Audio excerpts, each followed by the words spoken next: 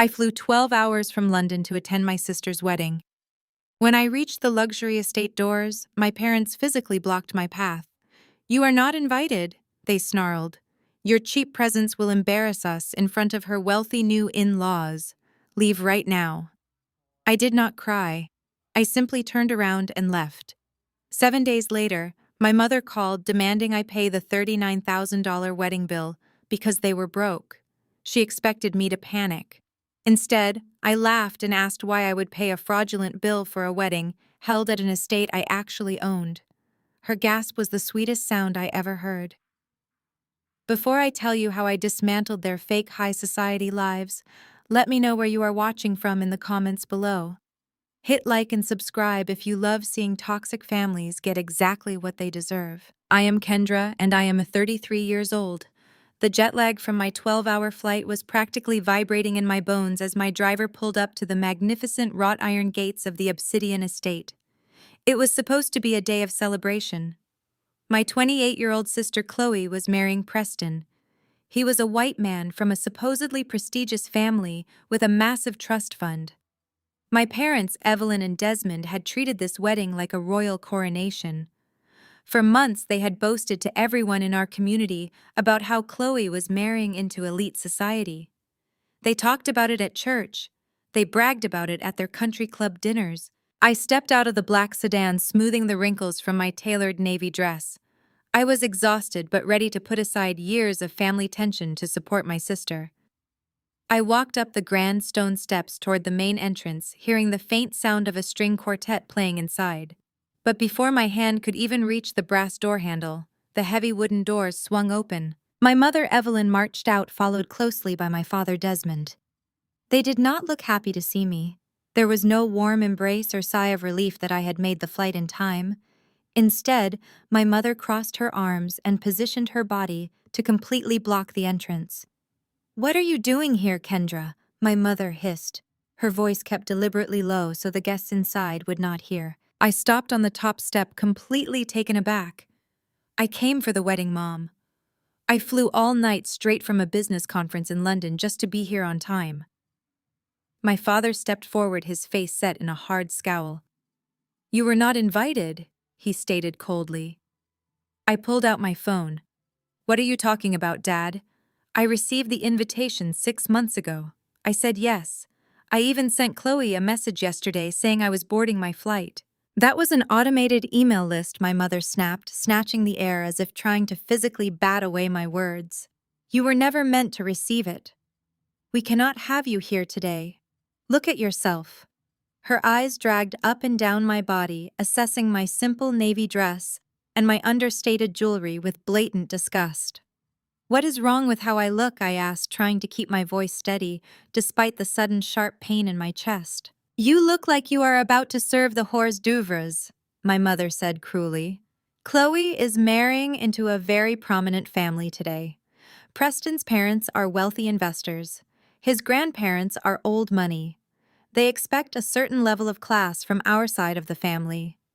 We have spent the last year convincing them that the Henderson family comes from a strong, affluent lineage. We cannot let them see you and realize the truth." "The truth?" I repeated, the words tasting bitter in my mouth.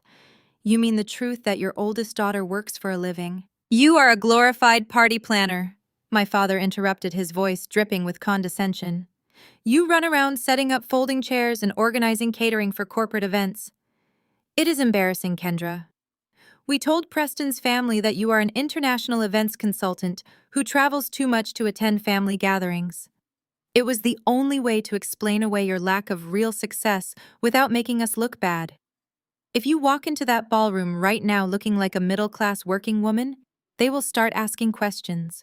I stared at the two people who were supposed to love me unconditionally. They had spent my entire life prioritizing their public image over my well-being. When I struggled to pay for college, they refused to help because they needed the money to maintain their country club membership. When I started my first business from the ground up, they mocked me for not going to law school. They had poured all their financial resources and emotional energy into Chloe, making sure she had designer clothes, expensive cars, and the right social connections to land a wealthy husband. I flew 12 hours. I said, my voice dropping to a dangerous calm. I canceled crucial meetings. I crossed an ocean to be here for my sister. And you are turning me away at the door because you are ashamed of my job. It is not just your job, my mother sneered. It is your whole demeanor. You do not fit in with this crowd, Kendra. You never have. You lack the refinement Chloe has. Preston's family is judging everything about us today. If they see you, they will think we are just a bunch of low-class hustlers trying to marry up.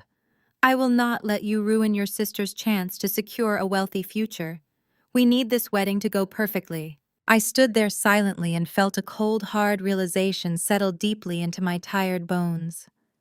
I stood there silently and felt a cold, hard realization settle deeply into my tired bones.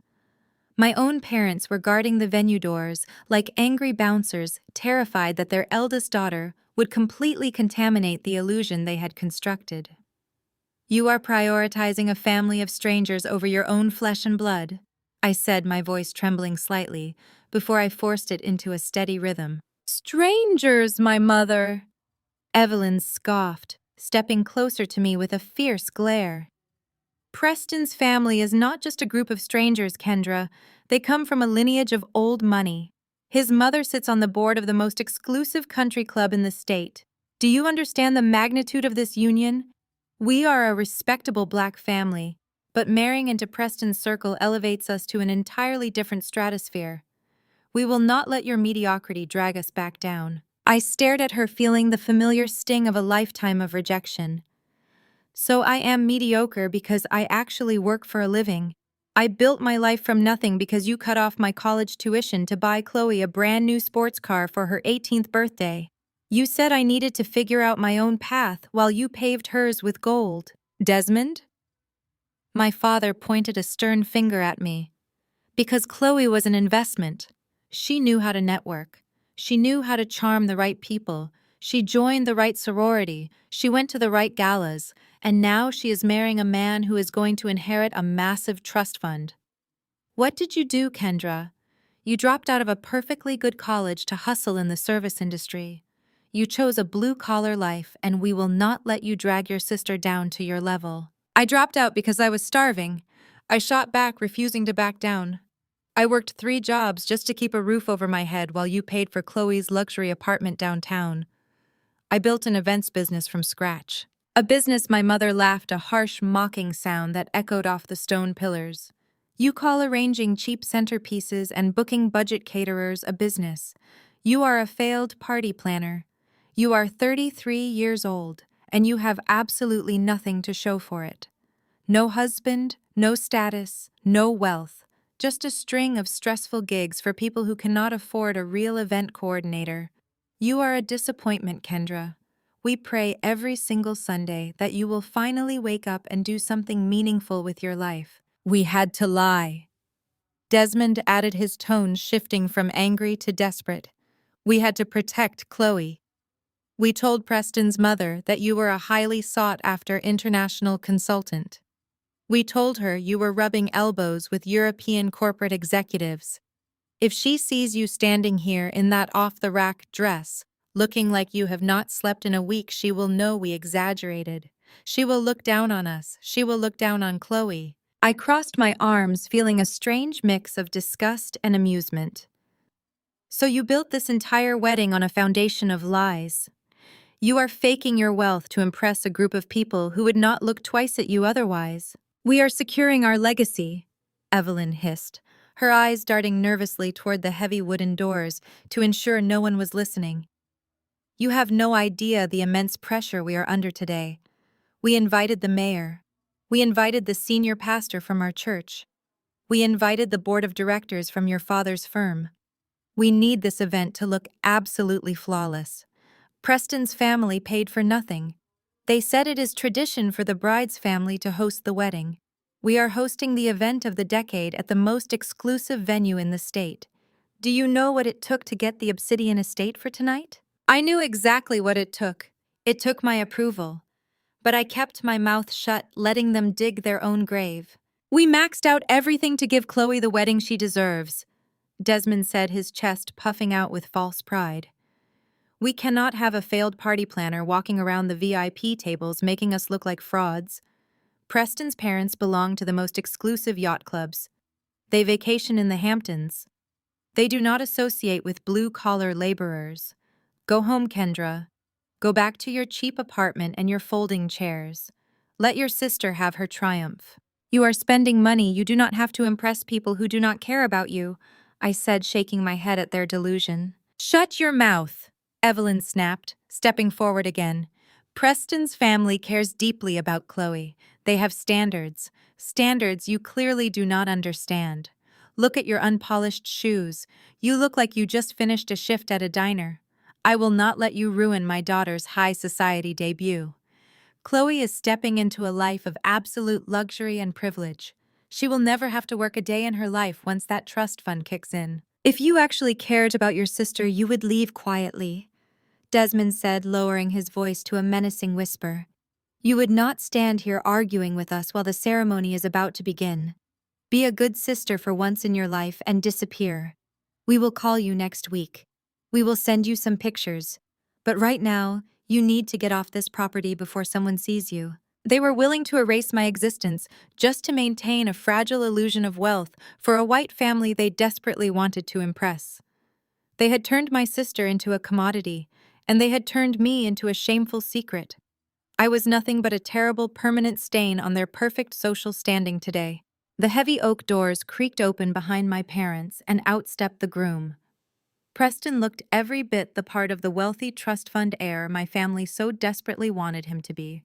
He wore a custom-tailored tuxedo, and his blonde hair was slicked back into a perfect arrogant wave. He held a glass of champagne in one hand and wore a look of utter disdain as his eyes landed on me. "Is there a problem out here, Evelyn?" he asked, his tone dripping with casual entitlement.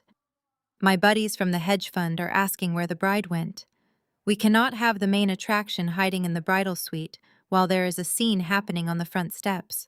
My mother immediately shrank back, her aggressive posture dissolving into fawning compliance. "Oh, Preston, sweetie, there is no scene," she cooed, forcing a sickeningly sweet smile. "We are just dealing with a minor issue. A vendor who got confused about the delivery schedule. She will be leaving right away." "I am not a vendor," I said loudly. "I am Kendra's older sister.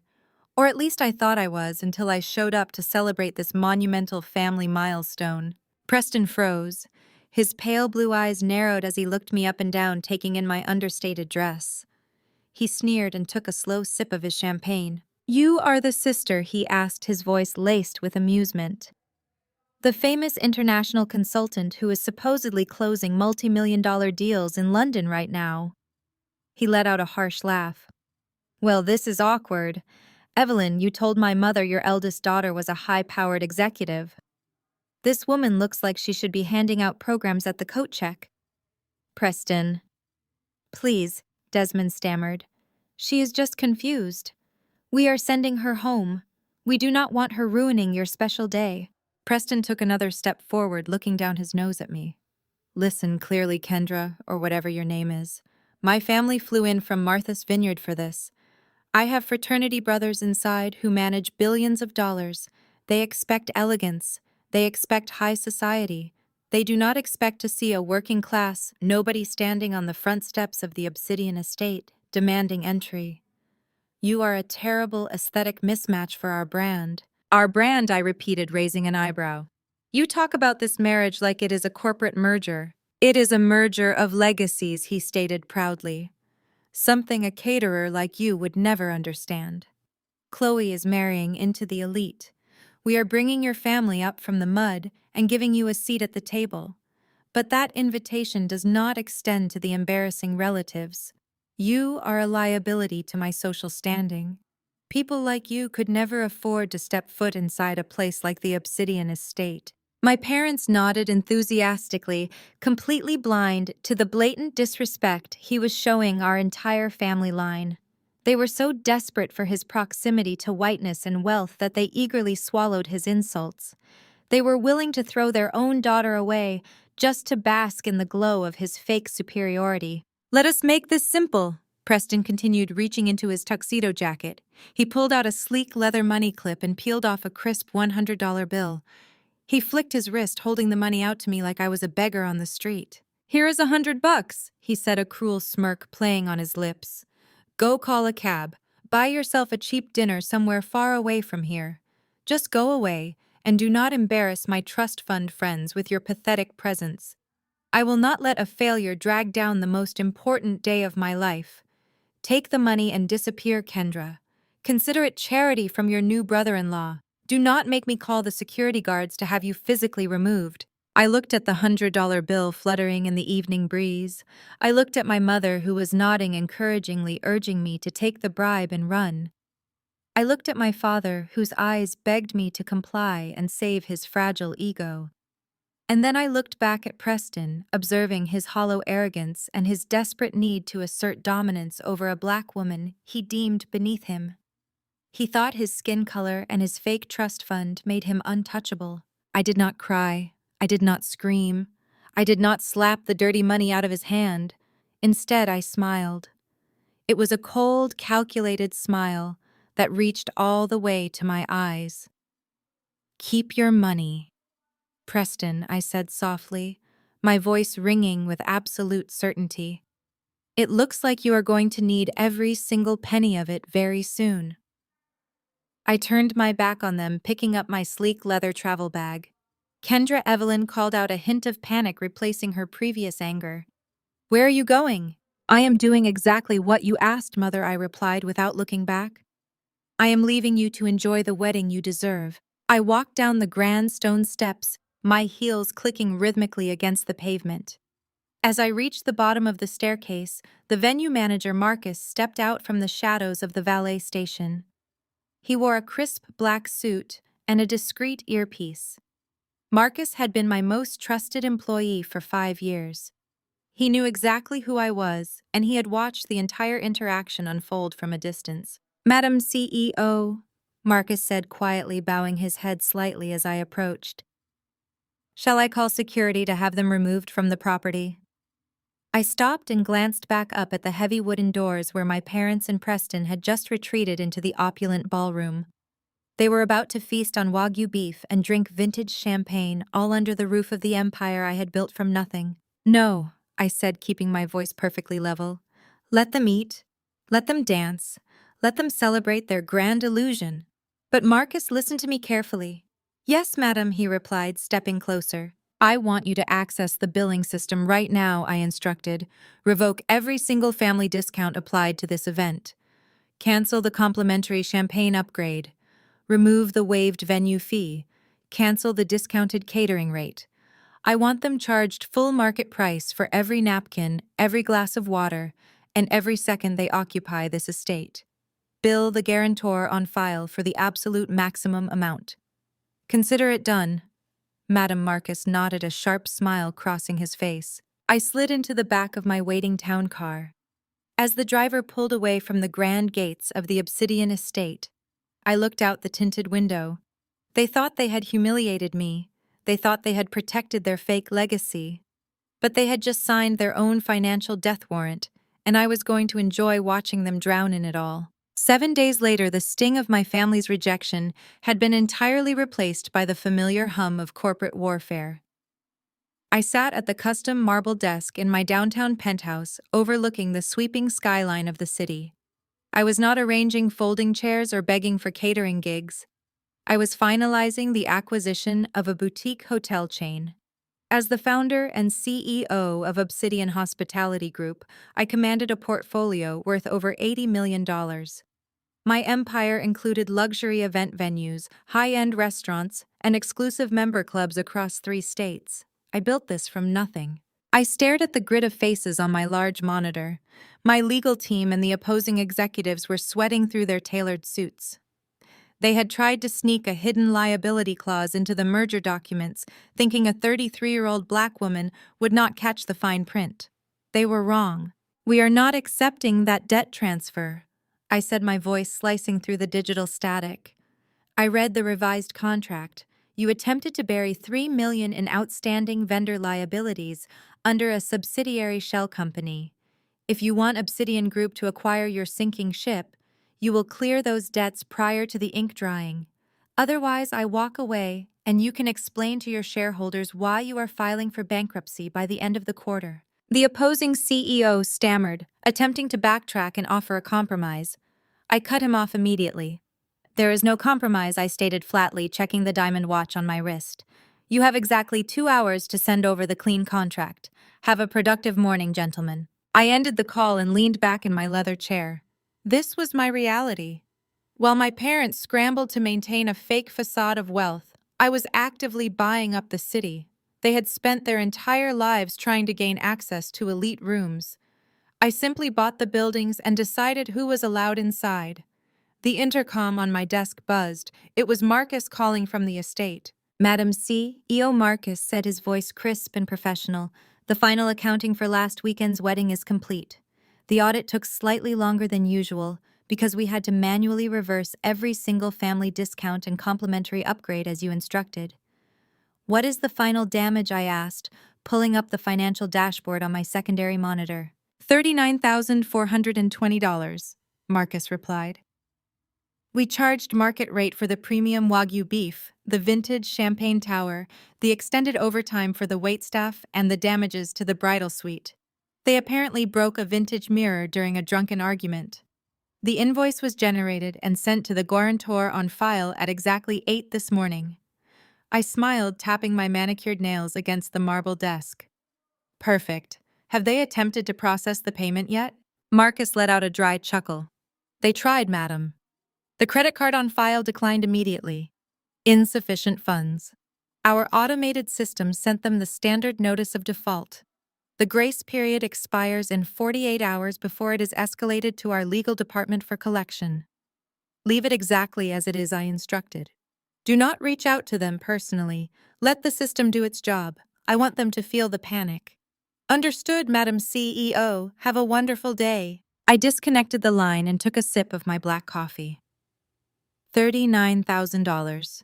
For a family pretending to be rolling in generational wealth, that amount should have been a minor inconvenience. A simple swipe of Preston's supposedly limitless trust fund card. But I knew the truth. I knew they were running on fumes and credit card debt, trying to impress people who viewed them as nothing more than entertaining charity cases. My parents had turned me away at the door to protect their fake legacy. They had allowed a broke, racist fraud like Preston to insult my appearance and offer me $100 bill like I was trash. They had chosen the illusion of white high society over their own flesh and blood. Now the bill for that illusion had arrived. Before I could turn my attention to a quarterly revenue report, my focus was interrupted by the sharp ringing of my personal cell phone. I glanced at the glowing screen. The caller ID displayed my mother's name, Evelyn. She had not called me in 6 months, not to ask how my business was doing, not to ask about my health, not even to check if I had made it safely back from the wedding venue after they banished me like a stray dog. She was calling exactly 2 hours after Marcus sent that massive invoice. My mind flashed back to the days I spent eating ramen noodles, working catering shifts, until my feet bled just to pay for my community college classes after they cut me off. I remembered my mother telling me that hard work was for people without connections. I remembered her saying that Chloe was destined for greatness because she knew how to play the social game. Look where that game had gotten them. A declined credit card and a mountain of debt. I let the phone ring. Once, twice, 3 times. I wanted her to sweat. I wanted her to feel the rising tide of desperation before I finally dragged my finger across the screen to accept the call. I did not say hello. I simply held the device to my ear and listened to the frantic, heavy breathing on the other end of the line. Kendra. Evelyn gasped, her voice high-pitched and tight with barely contained panic. Thank God you picked up. We have a massive emergency and you need to step up and handle it right now. No greeting, no apology for the blatant humiliation at the estate. Just an immediate aggressive demand wrapped in her usual suffocating entitlement. I leaned back in my chair, looking out over the city I was conquering. A slow, cold smile spread across my face. The trap was perfectly set, and my mother had just blindly walked right into it. The trap was perfectly set, and my mother had just blindly walked right into it. Kendra, are you listening to me? Evelyn barked into the receiver, her voice echoing in my quiet office. We have a crisis, and you need to wire us money right this second. I let a few seconds of heavy silence pass. A crisis, I repeated, keeping my tone completely flat. That is fascinating. The last time I checked, my mere presence was considered a crisis. In fact, just 7 days ago, you and Dad stood on the steps of a venue and told me I was too low class to breathe the same air as your new son-in-law. Oh, get over yourself. My mother scoffed, completely dismissing the traumatic event she orchestrated. We do not have time for your typical middle child pity party. That was business, Kendra. We had to protect Chloe's image. You should be thanking us for saving you from looking out of place among true elites. Now pay attention, because this is important. I pressed the record button on my desk phone console. I am paying very close attention, Mother. Please tell me what could possibly be so urgent that you are lowering yourself to call a failed party planner. Evelyn let out an exasperated sigh as if my questions were an unbearable burden. We just received a billing notice from the Obsidian estate. It is completely outrageous. They revoked all of our promotional discounts and charged us full market price for every single item. The total is $39,420. Our credit card declined, and they are threatening to send the account to collections if it is not settled immediately. $39,000, I said, feigning shock. That sounds like a very expensive party. But I am failing to understand how a bill for a wedding I was kicked out of has anything to do with me. Because you are the older sister, Evelyn yelled, her composure cracking. You are blood. Family steps up when there is a cash flow issue. You are single and you live in some cheap apartment. You do not have the expenses we do. I know you have a credit card with a high enough limit to cover this. Pay the venue immediately and we will reimburse you later. I leaned forward, resting my elbows on the cold marble desk. The sheer audacity was breathtaking. She was commanding me to pay for the exact event where I had been humiliated and discarded. She offered absolutely zero remorse. There was no apology for Preston's racist classist insults. There was no regret for turning me away after a 12-hour flight. There was only a ravenous expectation that I would open my wallet to save their fake reputation. I am curious, I said, swirling the remaining coffee in my mug. Why do you need my credit card? Chloe married a man with a massive trust fund. You spent an entire year bragging to the entire congregation about Preston's generational wealth. Why does the heir to a multi-million-dollar fortune need his working-class sister-in-law to cover his wedding reception? Evelyn hesitated, but only for a fraction of a second. She had clearly prepared a script. Preston's wealth is tied up in complex assets, Kendra. Things you would not understand. His lawyers are currently restructuring his trust fund to include Chloe as a primary beneficiary. During this legal transition, his liquid assets are temporarily frozen. It is a standard procedure for high-net-worth individuals. A temporary liquidity issue, I repeated, struggling to keep the amusement out of my voice. How incredibly convenient. It is a minor bureaucratic delay, my mother insisted, her voice growing shrill with defensive panic. Preston is furious about it, of course. He wanted to pay the entire venue bill in cash today, but his wealth managers advised against moving liquid capital until the marital trust is finalized. We are protecting their financial future by handling this small invoice. $39,000 is not a small invoice, Mother. And if Preston is temporarily broke, why does Dad not pay it? He is a senior manager. Surely the bank would extend him a line of credit. Your father and I have already stretched ourselves thin for this wedding, Evelyn snapped. We had to maintain a certain standard. We purchased Chloe and Preston a brand new Porsche for their wedding gift. We had to show his family that we are equally affluent. We completely drained our cash reserves to ensure Chloe entered this marriage with the upper hand. We have done our part. Now it is your turn. I took a deep breath, letting the sheer magnitude of their financial stupidity wash over me. They bought a luxury sports car for a man who insulted them to their faces. They drained their savings to impress strangers, and now they expected the daughter they threw away to foot the bill. Let me get this straight, I said, my voice dropping to a low, icy whisper. You want me to pay $39,000 for a wedding I was banned from attending? You want me to bail out a man who threw a $100 bill at me like I was garbage? And you expect me to do this because his imaginary trust fund is magically frozen? It is not imaginary, Evelyn shrieked. You are just jealous. You have always been jealous of Chloe because she is beautiful, and she knows how to attract successful men. You want her to fail. You want this venue to humiliate us by sending us to collections just so you can feel better about your miserable, lonely life. I do not need to do anything to make you look like failures, I replied smoothly. You are doing a fantastic job of that all on your own. Listen to me, you ungrateful brat! My mother snarled, all pretenses of civility completely gone. You will pay this bill today. You owe us for raising you. You owe us for putting up with your rebellious phase when you dropped out of college. You owe this family. I owe you nothing, I stated firmly. And I certainly will not be paying a venue bill that has absolutely nothing to do with me. It has everything to do with you. Evelyn blurted out, her voice hitting a hysterical pitch. Your name is on the paperwork. The trap had just snapped shut. I knew exactly what she was referring to, but I needed her to say it out loud on the recorded line. My name is on what paperwork, I asked, my tone shifting to deadly serious. The financial guarantor contract. My mother said, her words tumbling out in a frantic, aggressive rush. We needed a secondary guarantor to secure the Obsidian estate. The venue requires proof of exceptional credit history for events over $100,000. We used your information. So if this bill goes to collections, it is your credit score that gets destroyed, Kendra.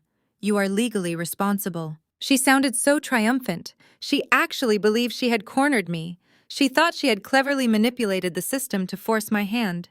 She had no idea she had just confessed to a major felony on a recorded line directed to the very CEO of the company she had defrauded. I remained perfectly still, letting the gravity of her words hang in the digital space between us.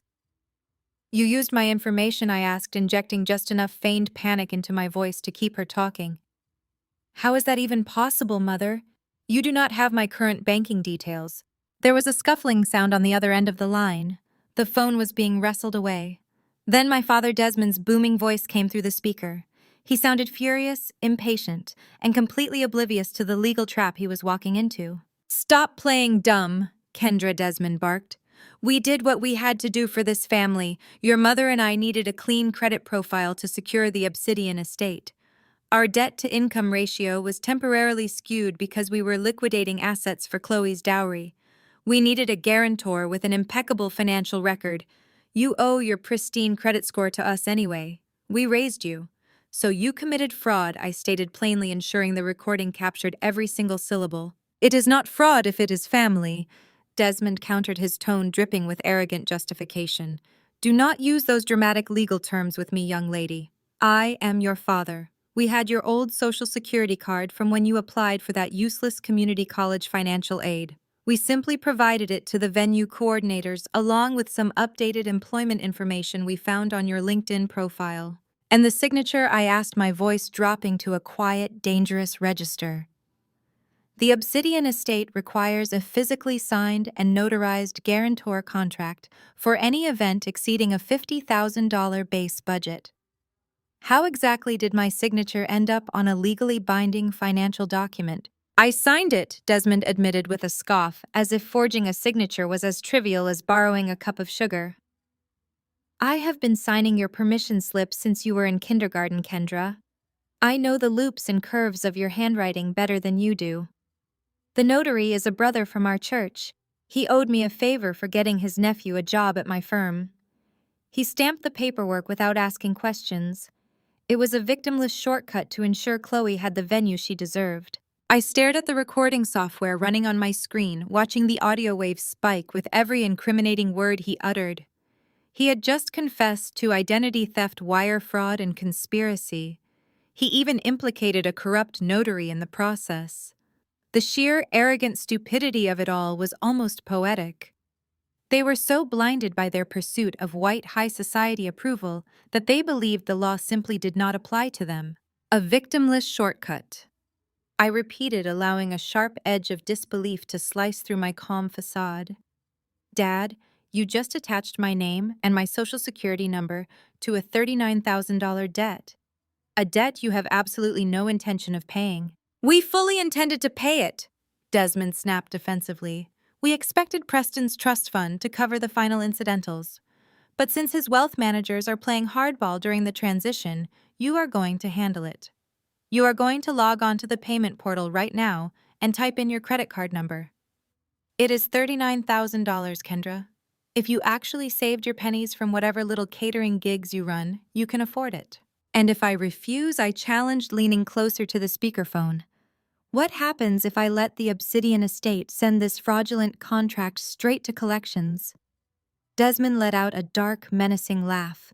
The kind of laugh he used to use when I was a child, and he wanted to remind me exactly who held all the power. If you refuse, you will destroy your own credit, he said, his voice laced with cruel satisfaction. The venue will ruin you financially. Good luck getting a business loan for your little party planning hustle when you have a $40,000 default on your record. But that is not even the worst of it. He paused for dramatic effect, clearly savoring the punishment he was about to lay out. If you do not pay this bill by the end of the business day, you are cut off, Kendra. Completely and permanently. You will not be welcome at Thanksgiving dinner next month. You will not be welcome at the family Christmas gala. I will personally stand before the congregation at church this Sunday and tell the entire community how you maliciously attempted to sabotage your sister's beautiful union out of pure spite and jealousy. I will tell them you are a bitter, estranged woman who abandoned her family when they needed a minor favor. I listened to his breathing, heavy and self-righteous, on the other end of the line. He genuinely believed this was the ultimate threat. He thought banishing me from a dry turkey dinner and slandering my name in front of a church congregation that I had not attended in a decade would bring me to my knees. He thought he held the keys to my entire universe. He had no idea that I owned the ground he was currently standing on. You would banish me from the family over a venue bill, I asked, letting a fake tremble enter my voice. You banished yourself when you showed up to the wedding looking like a homeless servant, Desmond snarled. This is your chance to redeem yourself. Pay the bill, Kendra. Be a good sister for once in your miserable life. Save our reputation, and maybe, just maybe, we will let you sit at the overflow table during the holidays. He was dangling their toxic conditional love like a prize. It was the same manipulation tactic they had used my entire life, but it no longer held any power over me. The invisible chains had been broken years ago. Now I was just gathering the final pieces of rope to hang them with. I let a heavy sigh escape my lips, ensuring the microphone picked up the sound of my manufactured defeat. I slumped my shoulders, even though they could not see me projecting the exact image of the broken, subservient daughter they expected. You win, Dad, I said, forcing my voice to sound small and fragile. I cannot afford to have my credit ruined, and I do not want to be banned from Thanksgiving. I will pay the venue bill. A loud, sharp bark of laughter erupted from the speaker. It was Desmond basking in the glory of his perceived dominance. I told you, Evelyn, he boasted to my mother in the background. I told you she would fall in line once I laid out the consequences. He brought the phone back to his mouth. That is a smart choice, Kendra. It is about time you started acting like a responsible member of this family. We will text you the payment portal link right now. You can handle the transaction on your end and forward us the receipt. No, I said quickly, injecting a tone of nervous hesitation. My bank has a strict daily limit on electronic transfers. For an amount this large, I need to authorize the payment in person with a certified cashier's check. Plus, if I am draining my entire life savings to cover Preston's frozen trust fund, I need legal assurances. I need a physical repayment contract. Evelyn groaned, snatching the phone back. A contract? Are you seriously demanding a contract from your own sister? This is exactly why you are so exhausting, Kendra. Preston is a millionaire. He is good for a measly 40 grand. I am sure he is, I replied, maintaining my meek facade, but $39,000 is everything I have. If I'm handing it over, I need to do it formally. I want you, Dad, Chloe, and Preston to meet me tomorrow morning, and Preston needs to bring his lawyers or his wealth managers, whoever is currently handling his frozen assets. We will draft a simple promissory note. Once it is signed, I will hand over the certified check to pay the Obsidian estate. If you refuse, I will take my chances with collections. I heard muffled whispering on the other end. Desmond and Evelyn were discussing the terms. They were desperate. The venue was threatening them with immediate collections, and they knew their forged guarantor document was a ticking time bomb. They needed my money to make the problem disappear. Fine, Desmond snapped, returning to the line. You always have to make things difficult. But if a piece of paper makes you feel better about helping your family, we will humor you. Preston does not need to bring his entire legal team for such a petty transaction, but he will come with us. Where do you want to meet? A coffee shop. No, I said. Meet me at my office. It is more professional. I gave them the address of the monolithic glass skyscraper in the financial district that housed the Obsidian Hospitality Group headquarters. Desmond scoffed loudly. Your office? What do you do? Rent a cubicle in the basement of that corporate building? Do not expect us to navigate through the service entrance, Kendra. We are arriving with Preston and we expect to be treated with dignity. Tell whatever low-level manager you work for that you need the break room for 30 minutes. We will be there at 10 o'clock sharp. Have the check ready. Do not waste our time. I will be waiting right at the top, I said, my voice dropping an octave. See you tomorrow. I pressed the end call button and immediately clicked stop on the recording software. I saved the audio file, encrypting it on 2 separate secure servers and forwarding a copy directly to my lead corporate attorney. The silence in my penthouse office felt entirely different now. It was no longer the silence of isolation. It was the silence of a predator watching its prey step willingly into a reinforced steel cage. I stood up from my marble desk and walked over to the floor-to-ceiling windows, looking down at the bustling city streets. My parents believed they had successfully bullied me into submission. They believed Preston's fake trust fund narrative was their golden ticket out of their crushing debt. They had mortgaged their morals and their sanity to impress a man who likely did not have 2 nickels to rub together. They were going to sleep soundly tonight, dreaming of their high society future, completely unaware that tomorrow morning would bring the absolute destruction of their entire world. Tomorrow, I would rip the mask off his face and watch them scramble to pick up the pieces. I picked up my desk phone and dialed the direct line to Marcus at the estate. The phone rang only once before he answered. Madam CEO, he said promptly. Marcus, I need you to coordinate with building security at the downtown headquarters. I instructed, my tone sharp and authoritative. My family is arriving tomorrow at 10 o'clock in the morning. They will be accompanied by Chloe and her new husband. When they enter the lobby, I do not want them stopped at the reception desk. I do not want them asked for identification. I want them treated with the utmost deference. Give them the illusion of absolute control. Have the head of security personally escort them to the private executive elevator, I continued. Bring them straight up to the top floor. Put them in the primary glass boardroom. Offer them sparkling water and artisanal coffee. Let them get comfortable in those imported leather chairs. Let them feel like they own the building. I understand completely, Madam Marcus replied, a dark amusement evident in his tone. Shall I have the legal department on standby? Have our chief financial officer waiting in the adjacent room, I said.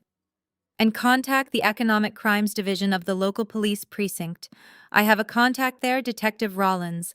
Let him know I will be submitting a slam-dunk felony identity theft case tomorrow at 10:30. Tell him to have units ready to deploy. I wanted every single detail to be perfect. I wanted the contrast between their arrogant expectations and their crushing reality to be so stark that they would never recover from the whiplash. They thought they were coming to collect a ransom from a broken woman. Instead, they were walking into a corporate slaughterhouse. Consider it handled, Marcus assured me.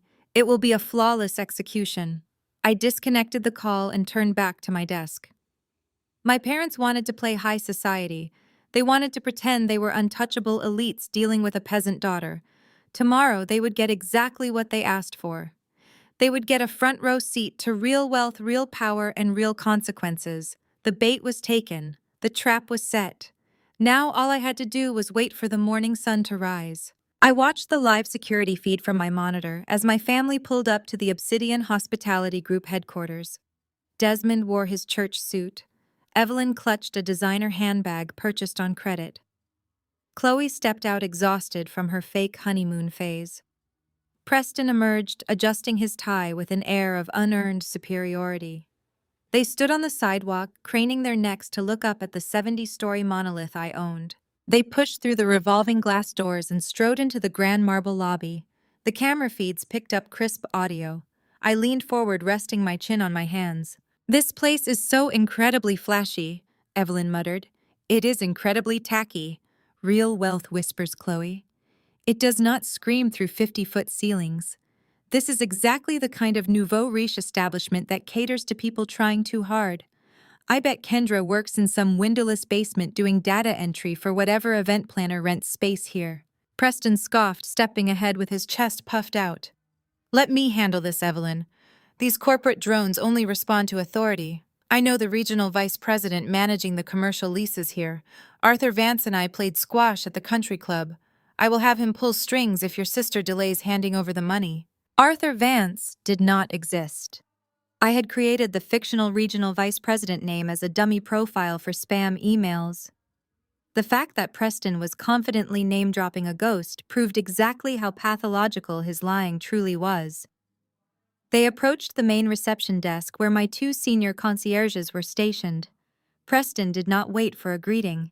He slammed his hand flat against the marble counter and snapped his fingers twice. "We are here to collect a payment from a low-level employee named Kendra Preston," demanded his voice echoing slightly in the vast lobby. "Have someone run down to the sub-basement and fetch her. Tell her Preston and the Henderson family are waiting, and be quick about it. My time is extremely valuable." The receptionist, a sharp young woman who had been thoroughly briefed by Marcus, did not flinch. She offered a flawless, highly practiced smile. "Welcome to Obsidian headquarters, sir. We have been expecting you. Please do not worry about navigating the employee levels. We have special instructions to escort your party directly to the executive suite." Preston turned back to Chloe and smirked. "You see, babe, that is the kind of service you get when you carry yourself with actual authority." Desmond nodded approvingly. "You handled that perfectly, Preston. It is vital to establish dominance early in these corporate environments. Show them you belong." The head of security, a towering man named David, stepped out from behind the mahogany security partition. He wore a crisp dark suit and an earpiece. "Good morning, honored guests," David said, bowing his head slightly. "If you will follow me, I will take you to the private executive elevator." Evelyn puffed out her chest, linking her arm through Desmond's. "See how they treat us," she whispered loudly to Chloe. "Even in a place like this, they recognize our caliber.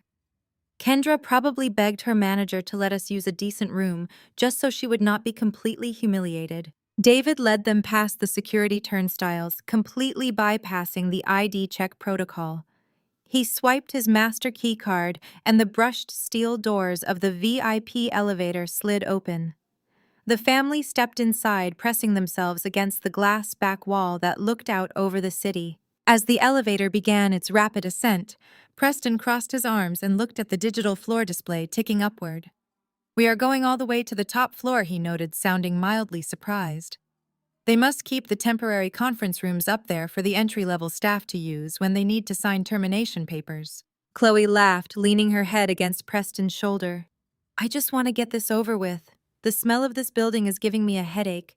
Let us grab her little cashier's check and go grab brunch downtown." The elevator chimed softly as it reached the 70th floor. The doors parted to reveal the ultra-luxury executive lobby. The floors were lined with imported black marble, veined with gold. Original abstract artwork hung on the slate-gray walls. The silence up here was heavy and expensive, insulated entirely from the noise of the city below. David stepped out and gestured down the wide corridor. "Right this way, please." Evelyn hesitated for a fraction of a second, her eyes darting around the immaculate space. Even her deep-seated arrogance could not entirely blind her to the sheer magnitude of wealth radiating from every square inch of the floor.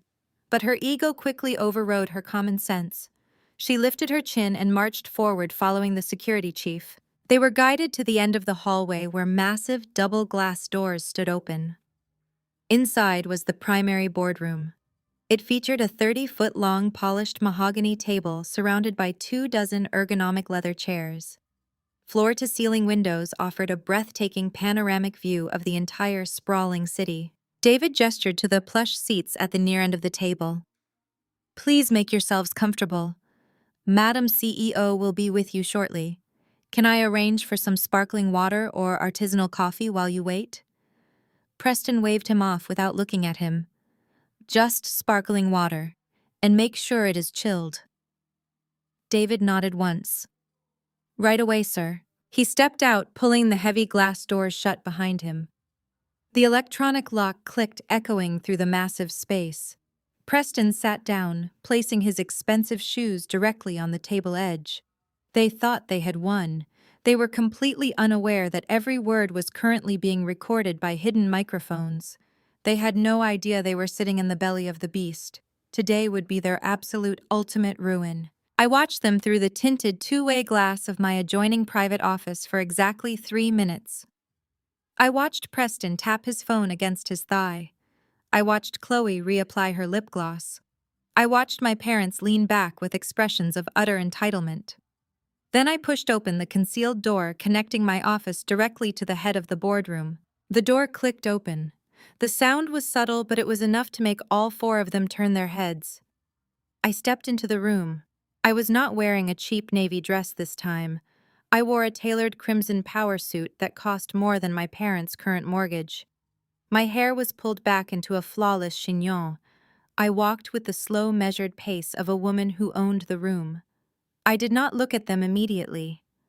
I walked straight to the head of the massive mahogany table. I pulled back the oversized leather executive chair, the one positioned directly beneath the Obsidian Group corporate crest, and I sat down. Preston dropped his feet from the table edge, his brow furrowed in confusion. Chloe stared at my suit, her eyes calculating the cost of the fabric. Desmond and Evelyn simply looked stunned. "What are you doing?" Evelyn hissed, leaning forward and slamming her hands on the table. "Have you lost your mind, Kendra? Get out of that chair immediately. If your manager walks in here and sees you sitting in the boss's seat, you're going to get fired. We are not bailing you out when you lose your catering job." I steepled my fingers, resting them on the polished wood. I simply smiled. "Get up," Desmond ordered, his voice booming with forced authority. "We did not come here to play games. You told the reception desk to treat us like VIPs, and now you are playing pretend in the executive suite. It is pathetic. Hand over the certified check so we can leave. You are embarrassing us in front of Preston." Preston scoffed, adjusting his tie. "This is exactly what I meant about her lack of class, Evelyn. She gets access to a nice room, and suddenly she thinks she is the CEO. Listen, Kendra, I am not going to sit here and watch you roleplay. I have an important meeting at my wealth management firm in an hour. Get out of the chair, hand over the $39,000, and go back to the basement. If you do not, I am going to call Arthur Vance and have him terminate your employment before lunch." I let out a soft chuckle. It was a genuine laugh, rich with amusement. The sound seemed to unnerve them. The arrogant smirks on their faces began to falter slightly, replaced by a creeping sense of unease. "Arthur Vance is not going to fire me, Preston," I said, my voice echoing cleanly across the long table. "Mostly because Arthur Vance does not exist. I invented him. But also because nobody in this building has the authority to fire me." Evelyn stood up, her face flushing red with anger. "Stop talking nonsense and get up. You are a party planner. You are a failure. You are going to ruin this for us. We need that money to clear the venue debt. Get out of the chair." The heavy glass doors at the far end of the boardroom swung open. The sharp click of polished dress shoes against the marble floor silenced my mother instantly. Jonathan, my chief financial officer, strode into the room. He was a ruthless, brilliant financial mind whom I had poached from a top Wall Street firm 2 years ago. He carried a thick leather portfolio. He did not spare a single glance at my family. He walked the length of the table, stopping beside my chair. "Good morning, Madam CEO," Jonathan said, his voice projecting clear, absolute deference. "I have the financial profiles and the default debt portfolio you requested regarding the Henderson account. The legal team has also finished reviewing the fraudulent guarantor contract. We are ready to proceed on your command." "Thank you, Jonathan," I replied, taking the leather portfolio from his hands. "Please take a seat." Jonathan pulled out the chair to my right and sat down, opening his tablet. The silence that descended upon the boardroom was absolute. It was thick and suffocating. My mother slowly sank back into her chair, her eyes wide and darting wildly between Jonathan and me. Desmond's jaw was physically hanging open. Chloe looked like she had just been slapped across the face. Preston was staring at Jonathan, a man whose bespoke suit and obvious corporate power completely dwarfed Preston's fake trust fund persona. "Madam CEO!" Evelyn whispered the words tumbling out of her mouth as if she could not control them. "What is he talking about? Why is he calling you that?" Preston let out a nervous laugh, shaking his head. "This is a prank. You hired some actor to come in here and pretend you are in charge. This is pathetic, Kendra. We are leaving." Preston moved to stand up, but my voice snapped like a whip, pinning him to his seat. "Sit down, Preston," I commanded. The sheer authority in my tone made his knees buckle. He fell back into his chair, staring at me with wide, terrified eyes. I opened the leather portfolio and spread the documents across the table. I looked directly at my parents. "You came here today to demand that I pay your $39,000 venue bill," I said, keeping my voice meticulously calm. "You told me I was a failure. You told me I was a working-class nobody who embarrassed you in front of high society. You turned me away at the door of the Obsidian estate because you thought my presence would contaminate your fake wealth." Evelyn swallowed hard, her hands shaking on her lap. "Kendra, please, what is happening?" "What is happening, Mother, is that you are finally meeting the real me," I stated. "I am not a party planner. I do not arrange folding chairs. I am the founder and chief executive officer of Obsidian Hospitality Group. I own this 70-story building. I own the restaurants you brag about dining at. I own the luxury country clubs you desperately try to get guest passes for." I paused, leaning forward to let the next sentence land with the impact of a sledgehammer. "And the Obsidian estate. The multi-million-dollar venue where you hosted that fraudulent, tacky wedding last weekend. I own every single brick of it. You hosted your fake high society wedding in my house." Chloe let out a sharp gasp, pressing both hands over her mouth. Her eyes were completely bloodshot as the reality of my words destroyed her entire worldview. The sister she had mocked her entire life, the woman she treated like dirt, was a multi-millionaire. "That is impossible," Desmond choked out, gripping the armrests of his chair until his knuckles turned white. "You dropped out of college. We cut you off. You had nothing. You lived in a terrible apartment. We saw you struggling. How could you possibly own a hospitality empire? Because while you were wasting your money buying Porsches for fake rich boys, I was working 80-hour weeks building a real legacy," I replied sharply. "I struggled because you abandoned me.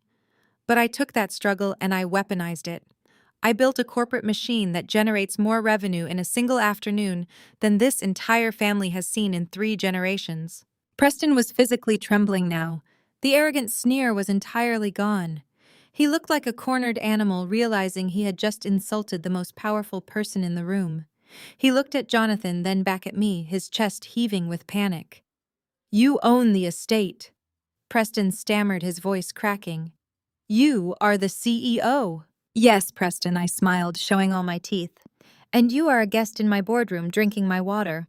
Now that we have established exactly who holds the power here, let us talk about your massive debt." I gestured to Jonathan.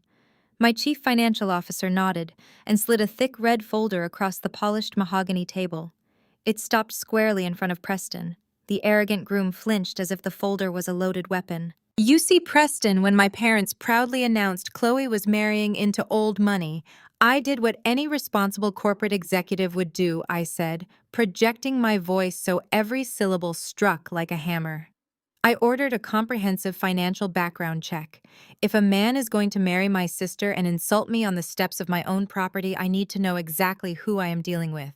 Preston's hands began to shake. He stared at the closed folder, refusing to open it. Chloe leaned over and flipped the cover open herself. Her eyes scanned the summary on the top page. Her initial confusion rapidly morphed into absolute screaming horror. "Let us walk the room through the highlights," I announced, leaning back in my chair. "You told my parents your trust fund was temporarily frozen by your wealth managers due to complex asset restructuring. That was a brilliant lie. It sounds incredibly sophisticated. The only problem is that you do not have a trust fund. You do not have wealth managers. You do not even have a savings account." Evelyn gasped loudly, clutching her chest. Desmond shook his head violently, denying the reality unfolding before him. That is a lie. Preston comes from the Martha's Vineyard elite. We met his parents. They wore designer clothes. They talked about their yacht. They rented those clothes, Dad, I replied sharply. And they do not own a yacht. Preston's parents declared bankruptcy 4 years ago. The apple does not fall far from the tree because Preston here has filed for bankruptcy twice in the last 7 years. Once in Florida and once in New York. Chloe ripped through the pages in the folder. Her perfectly manicured nails tore the expensive paper in her frantic haste. "Preston, what is this?" she shrieked, her voice cracking with hysteria. "These are collection notices. Why does this official report say you owe $150,000 in credit card debt?" Preston aggressively snatched the folder away from her. "Chloe, baby, do not listen to her. She fabricated these documents. She has millions of dollars to hire people to forge these papers. She is just trying to ruin us because she is jealous of our love." Jealous of what exactly, I asked, a cold smile forming on my lips. "Jealous of the fact that you targeted my family because they were desperate enough to buy your fake persona. My investigators pulled your entire history, Preston. You are a career grifter. You specifically target women from minority families who are obsessed with climbing the social ladder. You knew my parents were desperate for white validation. You knew they would blindly throw their money at you just to secure proximity to your imaginary high society status."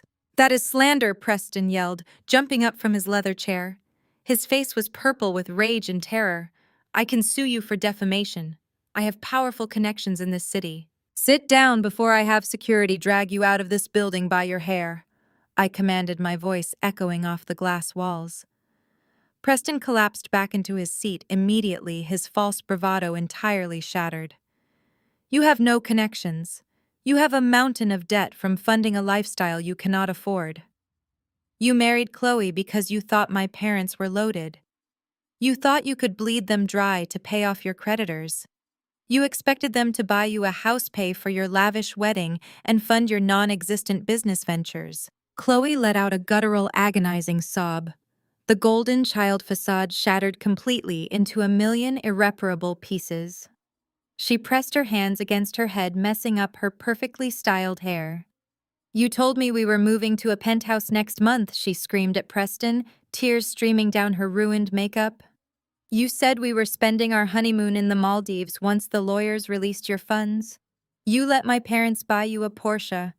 You drove me to the dealership and picked out the most expensive model." Preston turned on Chloe, his mask of the loving husband completely discarded. "Well, what was I supposed to do? You people practically threw your wallets at me. You were so pathetic and eager to show off. You wanted a trophy husband to parade around your country club. I just gave you the performance you paid for. If your parents were stupid enough to buy me a sports car without doing a basic background check, that is their own fault. I did not force them to drain their savings. They did it because they are obsessed with status." Desmond gripped the edge of the mahogany table, looking like he might have a heart attack right then and there. "We gave you everything. We treated you like royalty. We defended you when Kendra questioned your motives. And that makes you fools," Preston sneered, pointing an accusing finger at my father. "You wanted the prestige. You wanted to brag to your church friends. Do not act like you are victims here. You bought an illusion because you hated your own reality. You treated Kendra like garbage because she actually worked for a living, and you worshipped me because I lied about having a trust fund." Evelyn buried her face in her hands, sobbing uncontrollably. The reality of their colossal mistake was finally crashing down on them. They traded their hard-working daughter for a racist con artist who was now laughing in their faces. Chloe grabbed Preston's arm, shaking him violently. "I am your wife. We took vows. You promised me a life of luxury." Preston shoved her hands away with a look of pure, unadulterated disgust. "Grow up, Chloe. You are 28 years old and you have never paid a single bill in your life. You have zero work ethic and you expected me to fund your designer shopping habits forever. The joke is on both of us because your parents are apparently broke too. I thought I was marrying into a gold mine, but it turns out I married into a sinkhole." "You used me," Chloe wailed loudly. "You never loved me. You just wanted our money. There is no money left. I interjected, my voice slicing through their chaotic shouting. Preston thought he was draining a massive reservoir of generational wealth, but he was actually drinking from a puddle. And now the puddle is completely dry. I looked at my sister, watching her perfectly curated high society dreams burn to ash. She had built her entire identity on being superior to me. She had mocked my clothes, my apartment, and my career. She had stood beside our mother and demanded I be thrown out of her wedding. Now she was sitting next to a broke, fraudulent husband who openly despised her. "This is your grand merger, Chloe," I said, gesturing to the warring couple. "This is the elite lineage you banished me to protect. You sold your soul to marry a man who views you as a financial stepping stone. And the worst part is he is not even a successful gold digger. He is just another broke loser with a mountain of credit card debt and a fake accent." Preston glared at me, his fists clenched tightly on the table. "You think you are so smart, Kendra. You think you have it all figured out. But you are just as damaged as they are. You brought us up here just to gloat." "I am a CEO," I corrected him smoothly. "And I protect my assets." "You crossed a line, Preston. And unlike Chloe and my parents, I do not overlook crimes just because the criminal is wearing a tuxedo." I turned my gaze away from the pathetic, groveling man at the end of the table and locked eyes with my father. The room shifted. The atmosphere grew thick with a new, terrifying anticipation.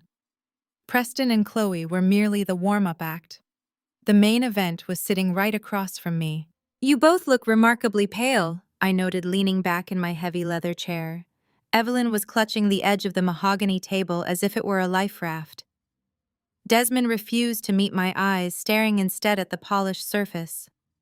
"I suppose watching your high society investment turn out to be a bankrupt con artist is a tough pill to swallow. But let us discuss the actual cost of your little social climbing experiment." I gestured to Jonathan. He opened the second compartment of his leather portfolio and extracted a crisp manila folder. He slid it directly in front of my father. "When you bragged on the phone yesterday about buying Preston a brand new Porsche for a wedding gift, I was genuinely curious," I began, my voice dropping to a conversational but lethal tone. "I know your exact salary, Dad.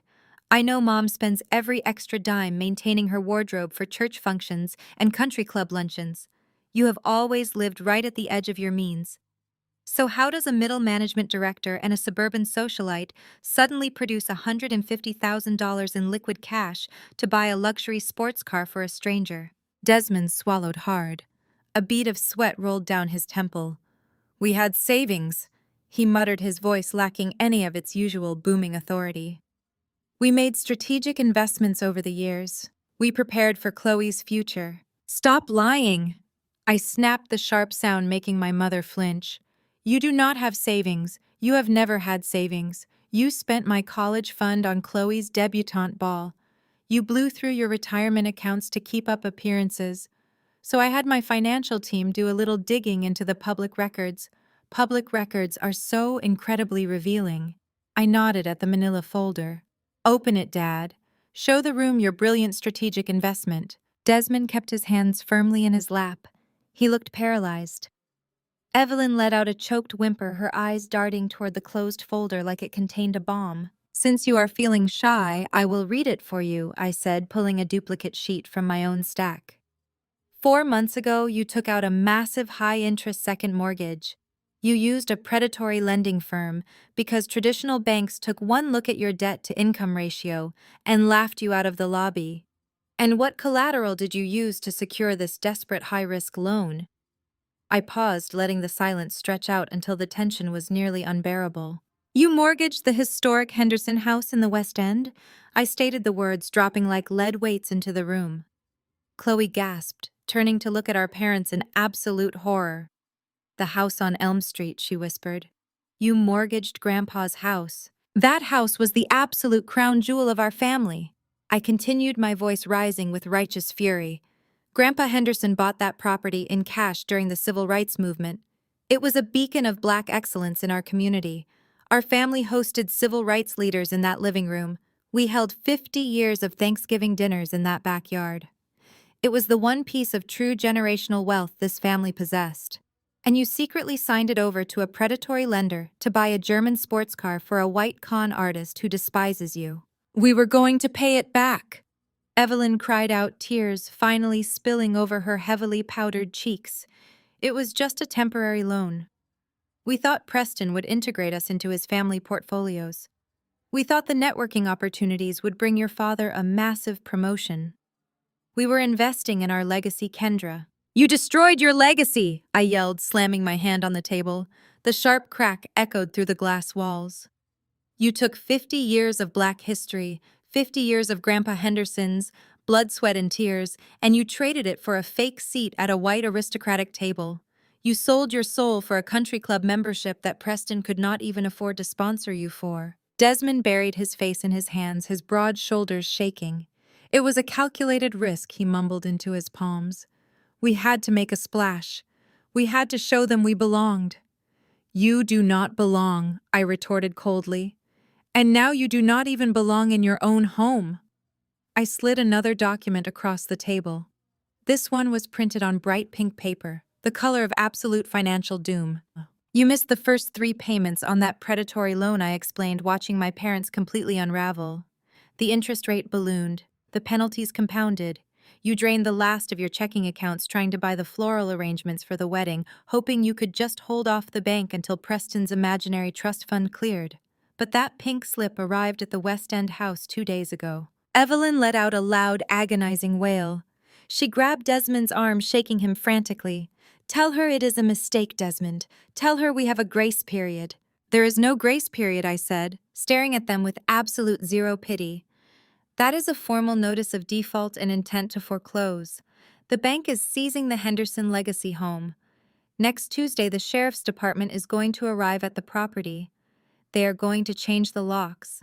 They are going to put all of Grandpa's antique furniture out on the front lawn. And then they are going to auction off 50 years of our family history to the highest bidder. Chloe buried her head in her arms, sobbing loudly. Preston sat frozen, staring at the wall, realizing the people he tried to scam were actually in deeper financial ruin than he was. Your friends at the church are going to see it, I continued, mercilessly driving the final nail into their social coffin. The entire neighborhood is going to watch the bank repossess your life. The mayor you bragged about inviting to the wedding will see the foreclosure notice in the public registry. Your perfect, pristine reputation is completely dead. You are going to be the laughingstock of Atlanta. Please. Kendra.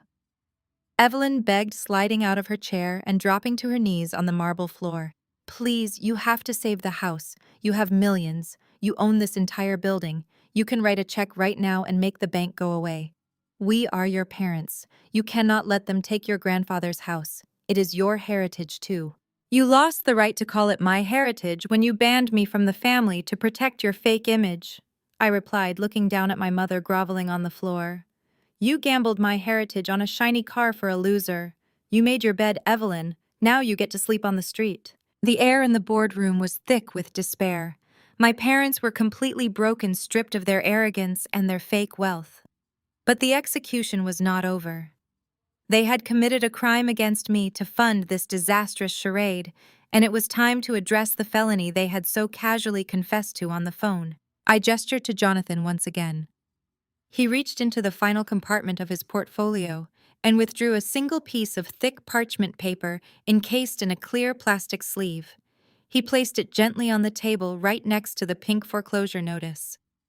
I looked at Desmond, who was still staring blankly at the ruin of his life.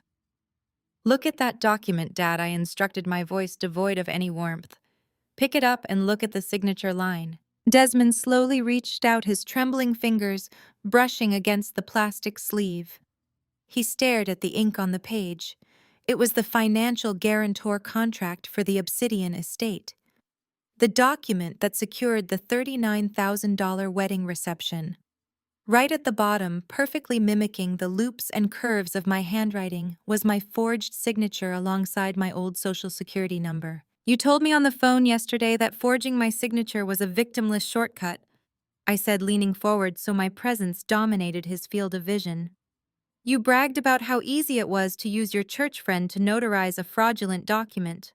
You thought you were just bending a minor corporate rule to give Chloe her dream wedding. But let me explain exactly what you did under the strict letter of state law.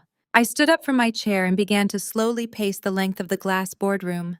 My heels clicked rhythmically against the marble floor. When you took my social security number and applied it to a line of credit without my consent, you committed first-degree identity theft. I explained, my voice sharp and clinical. When you physically forged my signature on a document intending to secure services exceeding $25,000, you committed felony forgery. And when you transmitted that fraudulent document electronically to the Obsidian Estate Booking Department, you committed wire fraud. Desmond dropped the document as if it had suddenly caught fire. He looked up at me, his eyes wide with a new type of terror. "Kendra, you cannot be serious," he stammered. "It was just a venue contract. We are family. The police do not get involved in family disputes over party planning. The police get very involved when someone attempts to defraud a multi-million-dollar corporation." I corrected him, stepping closer to his chair. "In this state, felony credit fraud of this magnitude carries a mandatory minimum sentence of 3 to 5 years in state prison. Add the identity theft and the conspiracy charge with your corrupt notary, and you are looking at a decade behind bars. Both of you." Evelyn, who was still kneeling on the marble floor, let out a piercing shriek. She scrambled to her feet and lunged toward the table, grabbing the edge to steady herself. Her mascara was running down her face in dark, jagged streaks. "You cannot do this!" Evelyn screamed, her voice cracking with pure desperation. "You are our daughter. I carried you in my womb for 9 months. I gave birth to you. You cannot threaten your own flesh and blood with prison over a stupid piece of paper." I stopped pacing and turned to face her. "I am not threatening you, Mother. I am educating you on the legal reality of your actions." Evelyn rushed toward me, throwing her arms out in a theatrical display of maternal agony. She stopped just a few feet away, hindered by the cold wall of disgust radiating from my posture. "We sacrificed everything for you, Kendra," Evelyn wailed, placing a hand over her heart. "Do you have any idea what it took to raise you? Do you know how many nights I stayed up worrying about you? We put clothes on your back. We kept a roof over your head. We made sure you never went hungry. You owe your very existence to us. How can you stand there in your expensive suit and look down on the people who gave you life?" I stared at her, feeling absolutely nothing. The guilt trip was so predictable it was almost boring. "You fulfilled the basic legal requirements of keeping a child alive," I replied, my voice completely flat. "You do not get a medal for providing food and shelter to a child you chose to bring into the world. That is not a sacrifice, Mother. That is the bare minimum expectation of parenthood." "We loved you," Evelyn cried, taking another step forward, her voice dropping into a pleading, manipulative register. "We loved you so much. Everything we did was to build a strong foundation for this family. We just wanted you girls to have a better life than we did. We wanted you to be respected. We wanted you to be part of the elite. If we made mistakes with the money or the contract, it was only because we were blinded by our desire to elevate the Henderson name. You have to forgive us, Kendra. Family forgives family." "Family does not steal from family," I shot back, refusing to let her control the narrative. "Family does not banish their child from a wedding because their outfit is not expensive enough. You did not forge my name out of love.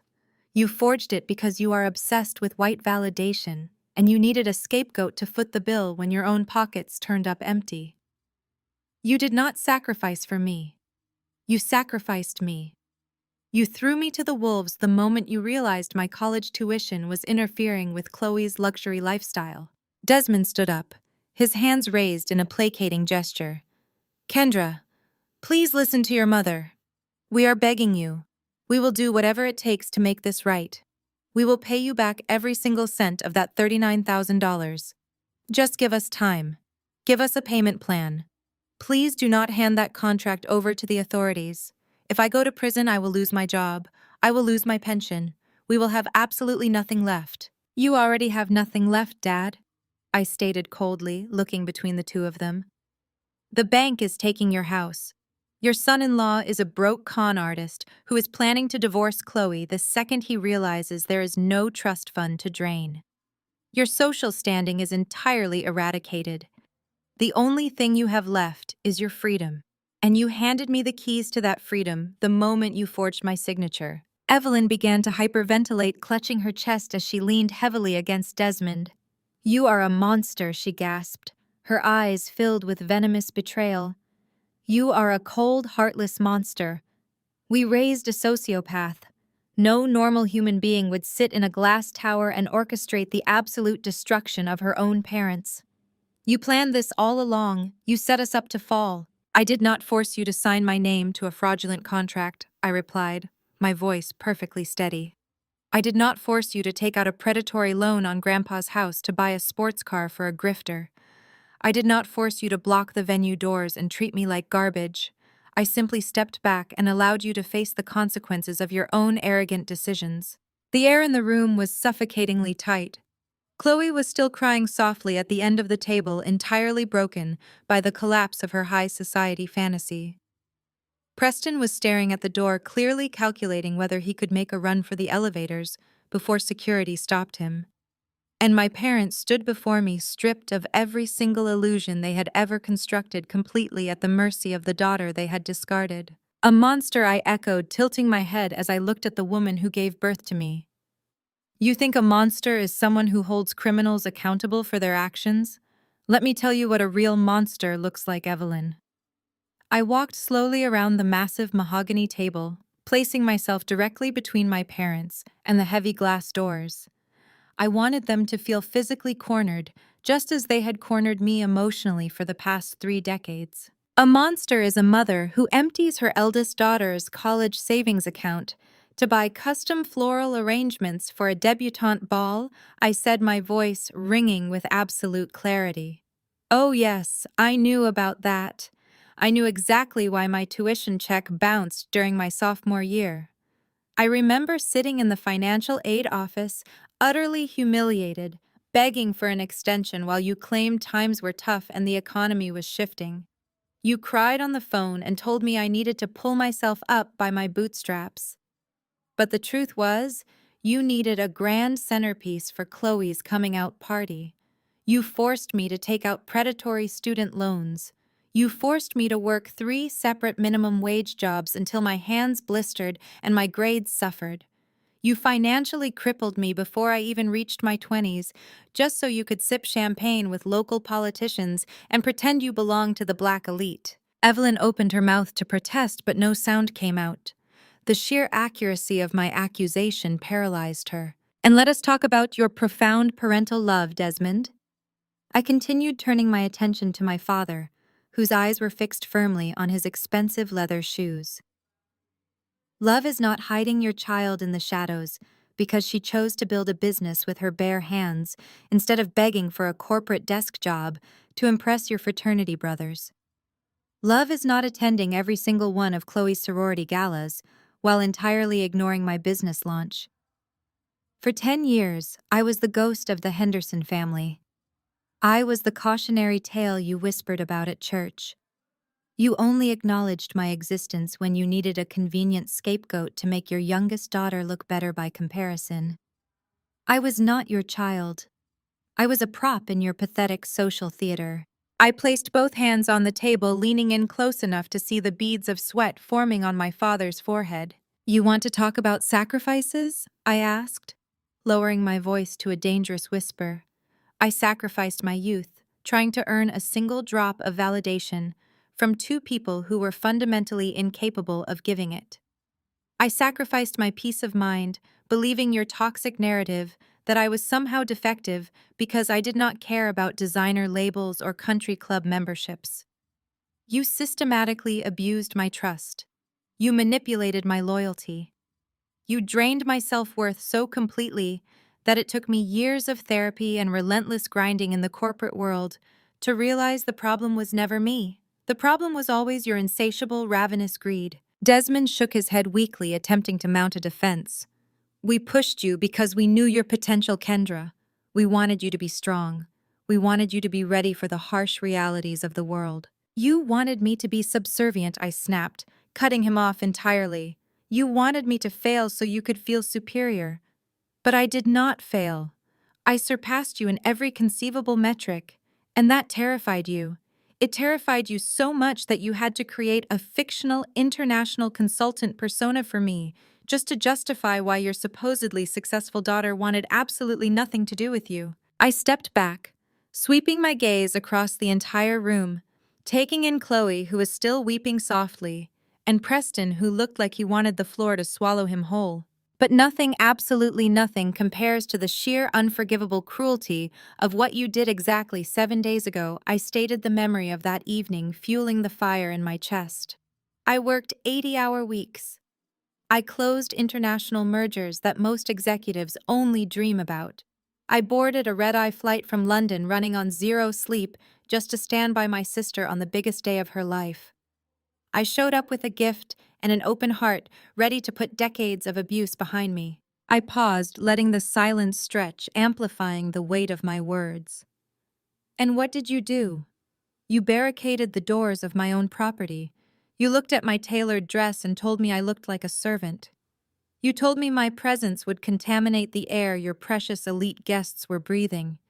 You looked your own flesh and blood in the eye and told her she was a liability to your social standing. Evelyn covered her face, letting out a muffled sob. I ignored it entirely. You let that broke racist fraud sitting at the end of this table look me up and down and hand me a crisp $100 bill like I was dirt on his shoe.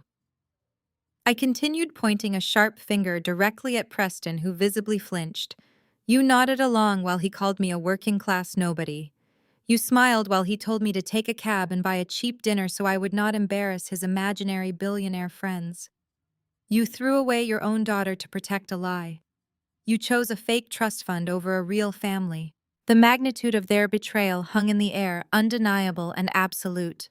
They could not spin this. They could not gaslight me into believing it was a misunderstanding. I had stripped away every single layer of their deception, leaving them completely naked in their own malevolence. And then, knowing exactly how you treated me, you had the sheer unmitigated audacity to call me 7 days later demanding I pay your $39,000 bill. I added, my tone dripping with absolute contempt. You stole my identity and forged my signature because you actually believed I was still the broken, desperate girl you raised me to be. You did not love me? I concluded, my voice steady and resolute. You loved the idea of using me. And when you realized you could not use me, you discarded me.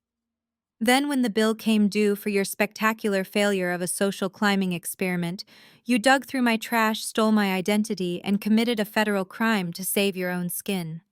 You are not victims of a cold, heartless monster, Evelyn. You are the architects of your own total destruction. And I am simply the building inspector handing you the demolition notice. The absolute finality of my words hung in the air before the entire room exploded.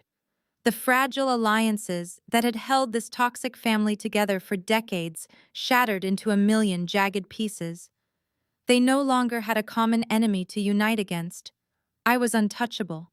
So they turned their ravenous teeth on the only targets left in the room, each other. Chloe moved first. She let out a scream that sounded more animal than human.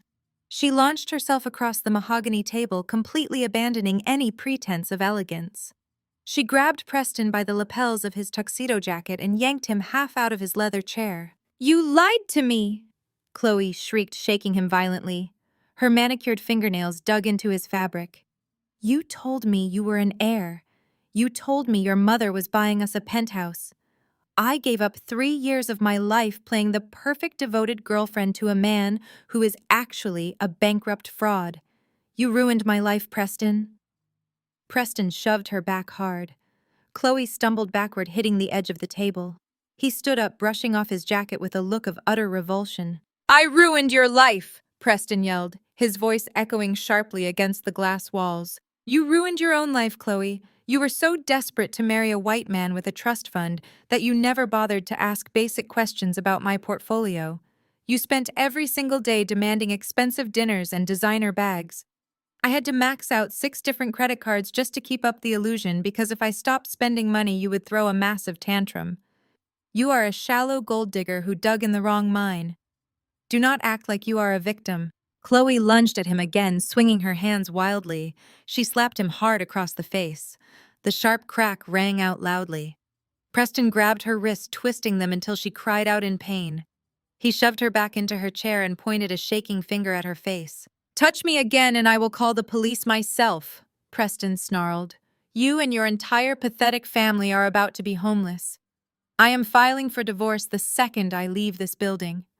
I am not attaching my name to a family of convicted felons facing foreclosure." While Chloe collapsed into her chair sobbing hysterically, the war shifted to the other side of the room. Desmond had completely panicked. The threat of federal prison and the loss of his corporate pension had finally broken through his arrogant facade. He turned on his wife with a ferocity I had never seen before. "This is all your fault, Evelyn," Desmond roared, pointing an accusing finger directly at her chest. "You just had to have the Obsidian estate. I told you we could not afford it. I told you we should book the community center, but no, you said the community center was too poor for Preston's family. You drove us into debt. You made me sign that predatory loan on my father's house. And you are the one who told me to use Kendra's social security number." Evelyn gasped, clutching her chest as if she had been physically shot. "How dare you blame me, Desmond? You forged the signature. You called your corrupt friend at the church to notarize it. You were the one bragging to the entire congregation about how you secured the most expensive venue in the state. Do not act like you are innocent. You wanted to impress those white executives at your firm just as much as I wanted to impress Preston's mother. You wanted to be the big man. I only did it because you never stopped complaining." Desmond yelled, his face turning crimson. "Nothing is ever good enough for you, Evelyn. We had a nice life. We had a historic home. We had money in the bank. But you had to play high society. You drove this family straight off a financial cliff, and you dragged me down with you. I am not going to prison for your vanity. I will tell the judge exactly whose idea it was to commit credit fraud." Evelyn let out a sound of pure, unadulterated rage. She spun away from Desmond and turned her furious gaze onto her golden child. Chloe was still weeping into her hands, but Evelyn showed absolutely zero maternal sympathy. "You did this!" Evelyn screamed, marching over to stand directly over Chloe. "This is your fault, you spoiled, ungrateful brat. We committed a felony for you. We risked our freedom because you threw a screaming fit about needing a celebrity wedding planner. You told us if we did not get the Obsidian estate, Preston's family would cancel the engagement. We destroyed our entire lives to buy you a fairy tale, and you were too stupid to realize you were marrying a broke con artist." Chloe snapped her head up, her face streaked with running makeup. "Do not blame me for your stupidity, Mom. You raised me to want these things. You told me my only job in life was to marry rich and elevate the family name. You taught me to look down on Kendra because she worked. You taught me that image is the only thing that matters. I just followed your instructions. If you were too incompetent to run a background check on the man you were buying a Porsche for, that is your own fault." I sat back in my plush executive chair, watching the absolute carnage unfold before me. I did not intervene. I did not raise my voice. I simply watched them tear each other to shreds.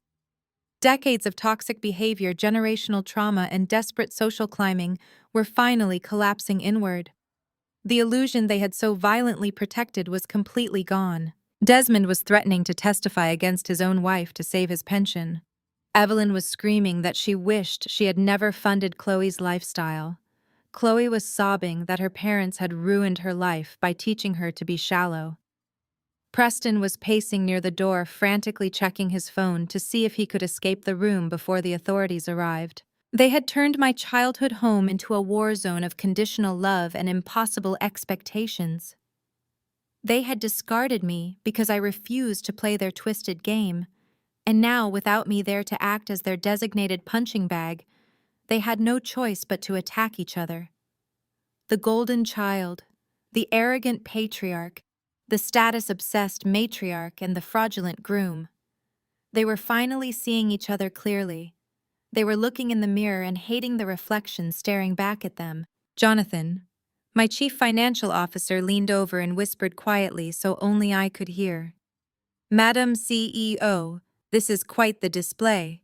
Shall we proceed to the final step?" I looked at my watch. It was exactly 10:28 in the morning. Detective Rollins and the Economic Crimes Unit were scheduled to arrive in exactly 2 minutes. The grand finale of this corporate slaughterhouse was about to begin. "Yes, Jonathan," I replied, keeping my voice low and perfectly steady. "It is time to end this." I stood up from my chair. The simple movement caught their attention. The screaming match abruptly halted as all four of them turned to look at me. Their faces were flushed, their chests heaving with exertion. They looked pathetic. They looked entirely broken. I placed my hands flat on the polished mahogany table and offered them one final, devastating smile. "You thought this was a negotiation," I said, my voice dropping to a low, resonant pitch that commanded absolute silence. I reached under the thick edge of the mahogany table and pressed a small silver button. It was a direct line to the security desk on the ground floor. A silent alarm indicating that the final phase of this operation was officially authorized. Evelyn wiped her ruined makeup with the back of her trembling hand. "What button did you just press?" she asked, her voice thin and reedy. "What are you doing, Kendra?" "I am finishing what you started," I replied. "You came to my corporate headquarters today expecting to walk out with a certified check. You genuinely believed that you could bully me into covering a $39,000 invoice by threatening my presence at a dry turkey dinner. You actually thought that dangling the illusion of family loyalty would make me surrender my hard-earned capital." Desmond gripped the back of his leather chair, his knuckles white with strain. "We can work this out, Kendra. We can sign a repayment agreement right now. I will garnish my own wages. I will give you a portion of my pension. Just do not call the venue legal team. We can keep this within the family." "There is no family," I stated coldly. "And there certainly is no repayment agreement. I am not here to negotiate a payment plan for a fraudulent debt. I am not here to pay the bill. I am here to make sure you are held entirely accountable for the felony you committed against me." Preston took a hesitant step backward, inching closer to the heavy glass doors. "This has nothing to do with me," he stammered, holding his hands up defensively. "I did not sign that contract. I did not steal your identity. This is a Henderson family issue. I am leaving." "Sit back down, Preston," I commanded sharply. "The doors are locked electronically from my console. Nobody is leaving this boardroom until I say so. You are an accessory to fraud. You gladly reaped the benefits of a luxury wedding funded by stolen identity. You are staying right here for the grand finale." Chloe began to weep again, her shoulders heaving with loud, jagged sobs. "Please, Kendra," she begged, looking at me with bloodshot eyes. "Please do not do this. If this goes public, my life is over. My reputation will be ruined." "Your reputation was built on a lie, Chloe," I retorted. "You demanded a life you could not afford, and you did not care who got destroyed in the process. Your fake high society status is already dead. I am just burying the corpse." Desmond stepped forward, his chest puffing out in one last desperate attempt to assert his patriarchal authority. "You listen to me right now, Kendra. You are not going to ruin my life over a signature. It is a piece of paper. The venue got their money from the initial deposits. We just owe the balance. You cannot send your own flesh and blood to prison. I will deny everything. I will tell the judge you authorized me to use your social security number. I will say you gave me verbal permission to sign on your behalf. It will be your word against mine, and I am a respected member of the community." I let out a harsh, unyielding laugh. "You really are delusional, Dad. You think this is going to be a he said, she said scenario. You think you can talk your way out of a federal crime by leveraging your fake church reputation?" I turned to Jonathan, who was sitting silently beside me. "Jonathan, please explain to my father why his defense strategy is completely useless." Jonathan opened a sleek silver laptop on the table. "Madam CEO forwarded me an encrypted audio file yesterday morning." Jonathan said, his voice crisp and entirely professional. "It is a complete, unedited recording of the phone call that took place between you, Evelyn, and Madam CEO. During this recorded conversation, you explicitly admitted to stealing her social security number. You named the corrupt notary who stamped the document. You openly admitted that she did not give consent, and you attempted to extort her by threatening her social standing. Desmond stopped breathing, his face drained of all color, leaving his skin a sickly pale gray. Evelyn let out a sharp gasp, clutching her chest as if her heart had literally stopped beating. "You recorded us," Evelyn whispered, her voice trembling with absolute terror. "You recorded your own parents. Georgia is a one-party consent state." "Mother," I explained cleanly and precisely, "I do not need your permission to record a phone call that I am participating in. I knew exactly what you were going to do. I knew you would lie. I knew you would try to gaslight me into believing I was the villain. So I made sure I had bulletproof, undeniable evidence of your extortion." I tapped my manicured fingernail against the polished wood of the table. "I did not just save that recording for my own personal amusement," I continued. "Yesterday afternoon, my legal team compiled a comprehensive digital dossier. It included the high-resolution scans of your forged guarantor contract, the detailed financial logs proving the default, and the crystal-clear audio recording of your full confession." Desmond swayed on his feet, visibly losing his balance. "What did you do with that dossier, Kendra?" he asked, his voice cracking into a pathetic whimper. "I submitted it directly to the Economic Crimes Division of the Atlanta Police Department," I stated, watching the absolute horror wash over his face. "I did not just file a routine complaint. I handed them a fully packaged ironclad felony fraud case wrapped in a neat little bow. The local detectives did not even have to conduct any lengthy investigations. You gave them your motive and your method. You gave it freely to them." Before the echo of my final sentence could completely fade, the heavy glass doors of the boardroom swung open. It was not my security chief stepping through this time. It was Detective Rollins. He walked into the room wearing a sharp gray suit, his gold badge clipped prominently to his belt. Behind him marched 4 uniformed police officers from the Economic Crimes Division, their presence instantly draining the remaining oxygen from the room. Preston reacted purely on the instinct of a seasoned con artist. He did not wait for the detectives to speak. He bolted. He shoved his chair backwards so hard it crashed into the floor, and he sprinted toward the secondary exit near the caterer's alcove. He thought he was fast, but my security team was faster. Marcus stepped out from the adjacent hallway, blocking the exit completely. Preston slammed into Marcus, bouncing off the solid muscle of my venue manager. 2 uniformed officers immediately flanked Preston, grabbing his arms and forcing him against the glass wall. "Get your hands off me!" Preston screamed, his face pressed awkwardly against the transparent pane. "I have immunity. I am a victim here. My lawyers will have your badges for this. You can tell that to the judge in holding." Detective Rollins said, his voice calm and authoritative. "We already ran your name through the federal database, Preston. Or should I say, Paul Miller. You have an outstanding warrant for wire fraud in Delaware. You are not a victim. You are a fugitive." Chloe let out a blood-curdling scream.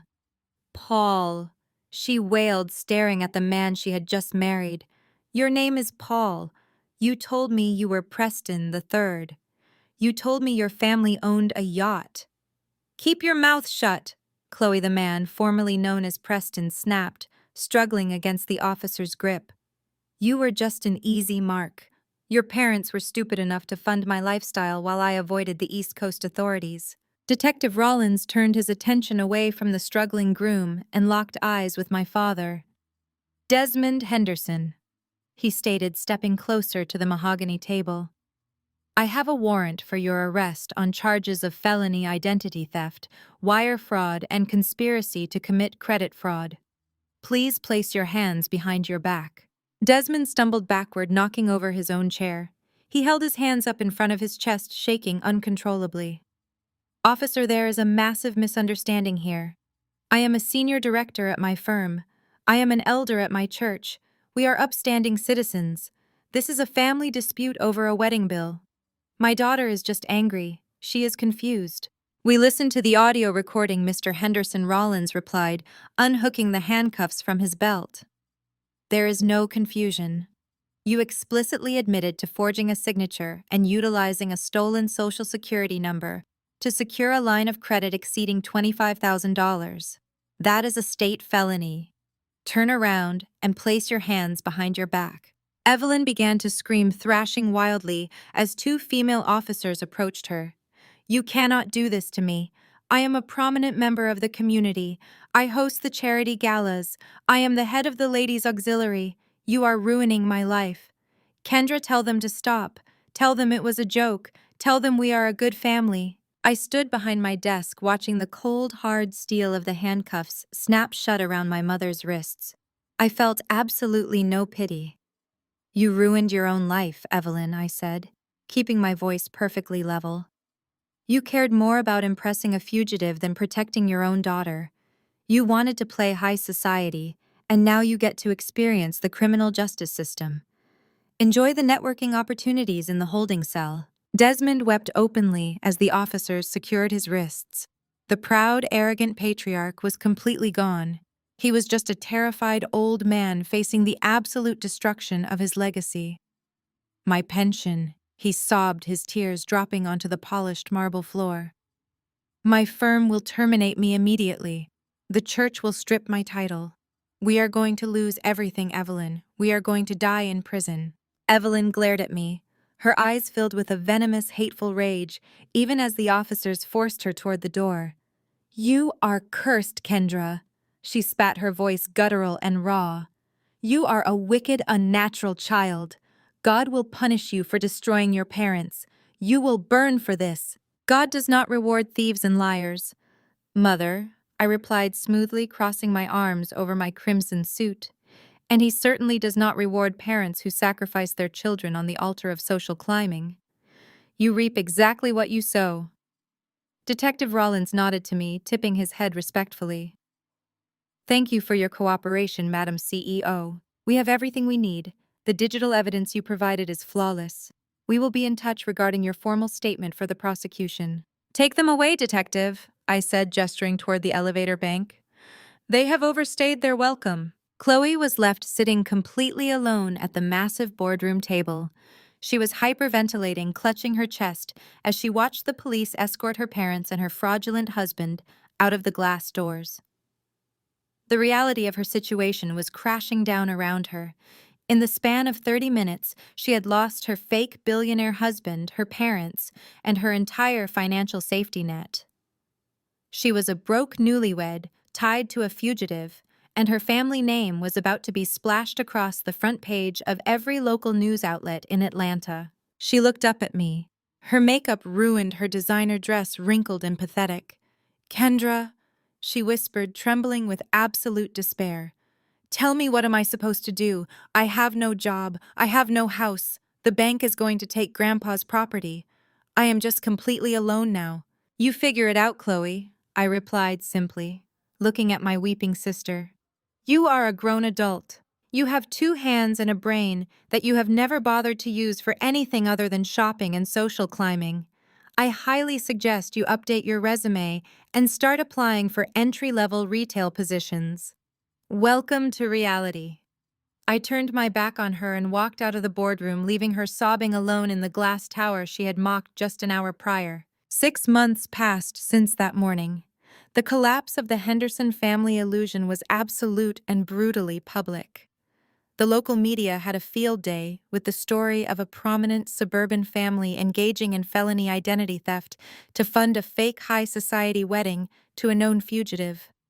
My parents' legal battles drained whatever meager funds they managed to scrape together after the bank seized their accounts.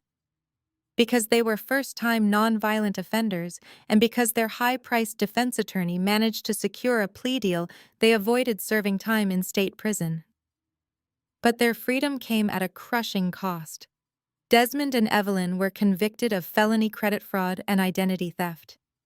The judge sentenced them each to 5 years of strict probation and 1,000 hours of community service.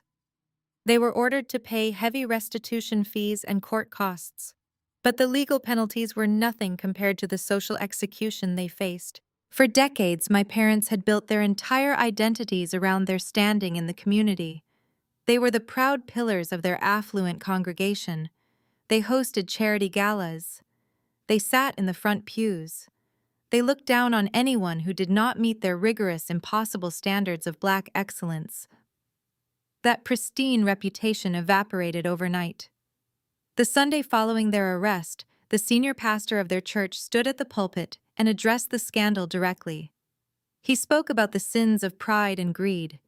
He announced that Desmond was stripped of his title as a church elder and Evelyn was removed from the ladies' auxiliary board. They were politely but firmly asked to find another place of worship. The country club they had spent years trying to infiltrate immediately revoked their guest privileges.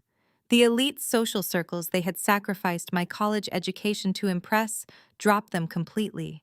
When my mother walked through the grocery store, people who used to greet her with warm hugs now turned their shopping carts around to avoid making eye contact. The sheer humiliation of becoming community pariahs aged my parents a decade in a matter of months. The financial devastation was equally thorough. When the news of his felony arrest reached his corporate firm, Desmond was terminated immediately. They did not even allow him to pack his own desk. Security mailed his personal items in a cardboard box. He lost his executive salary, his bonuses, and a significant portion of his unvested pension.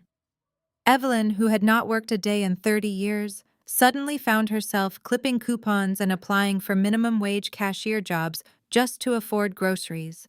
The predatory loan they took out to buy Paul's sports car defaulted completely.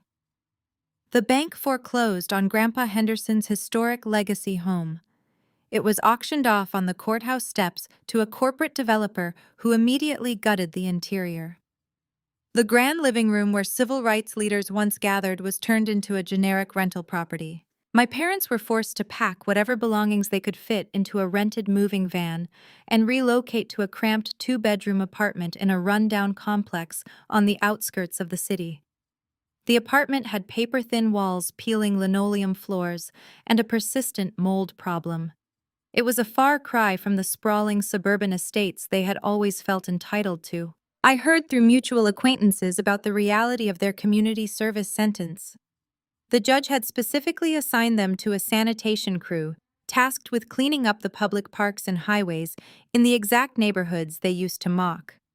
Every Saturday and Sunday, Desmond and Evelyn had to wear bright orange reflective vests and walk along the side of the interstate, picking up trash with metal grabbers.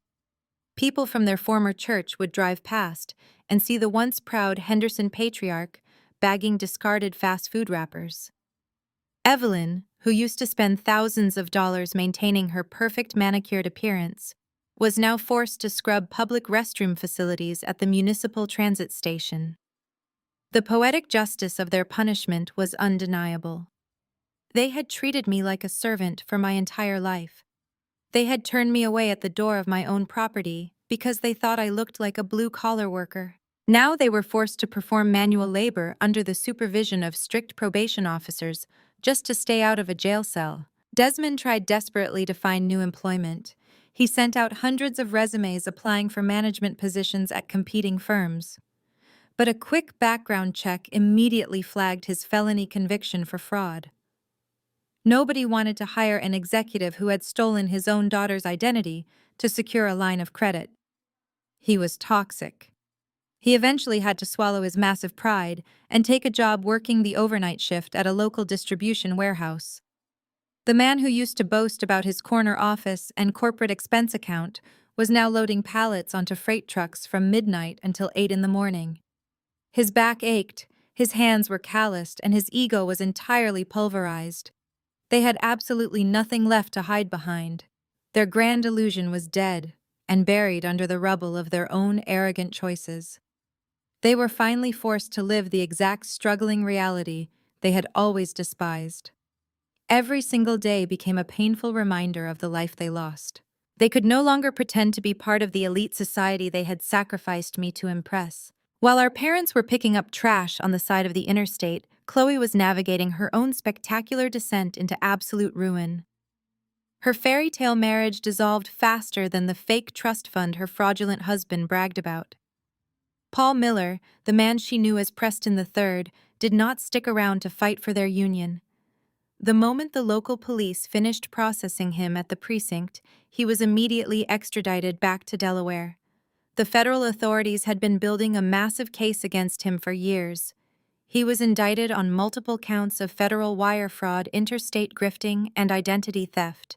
He was sentenced to 8 years in a federal penitentiary, leaving Chloe completely alone to face the catastrophic wreckage of their brief union.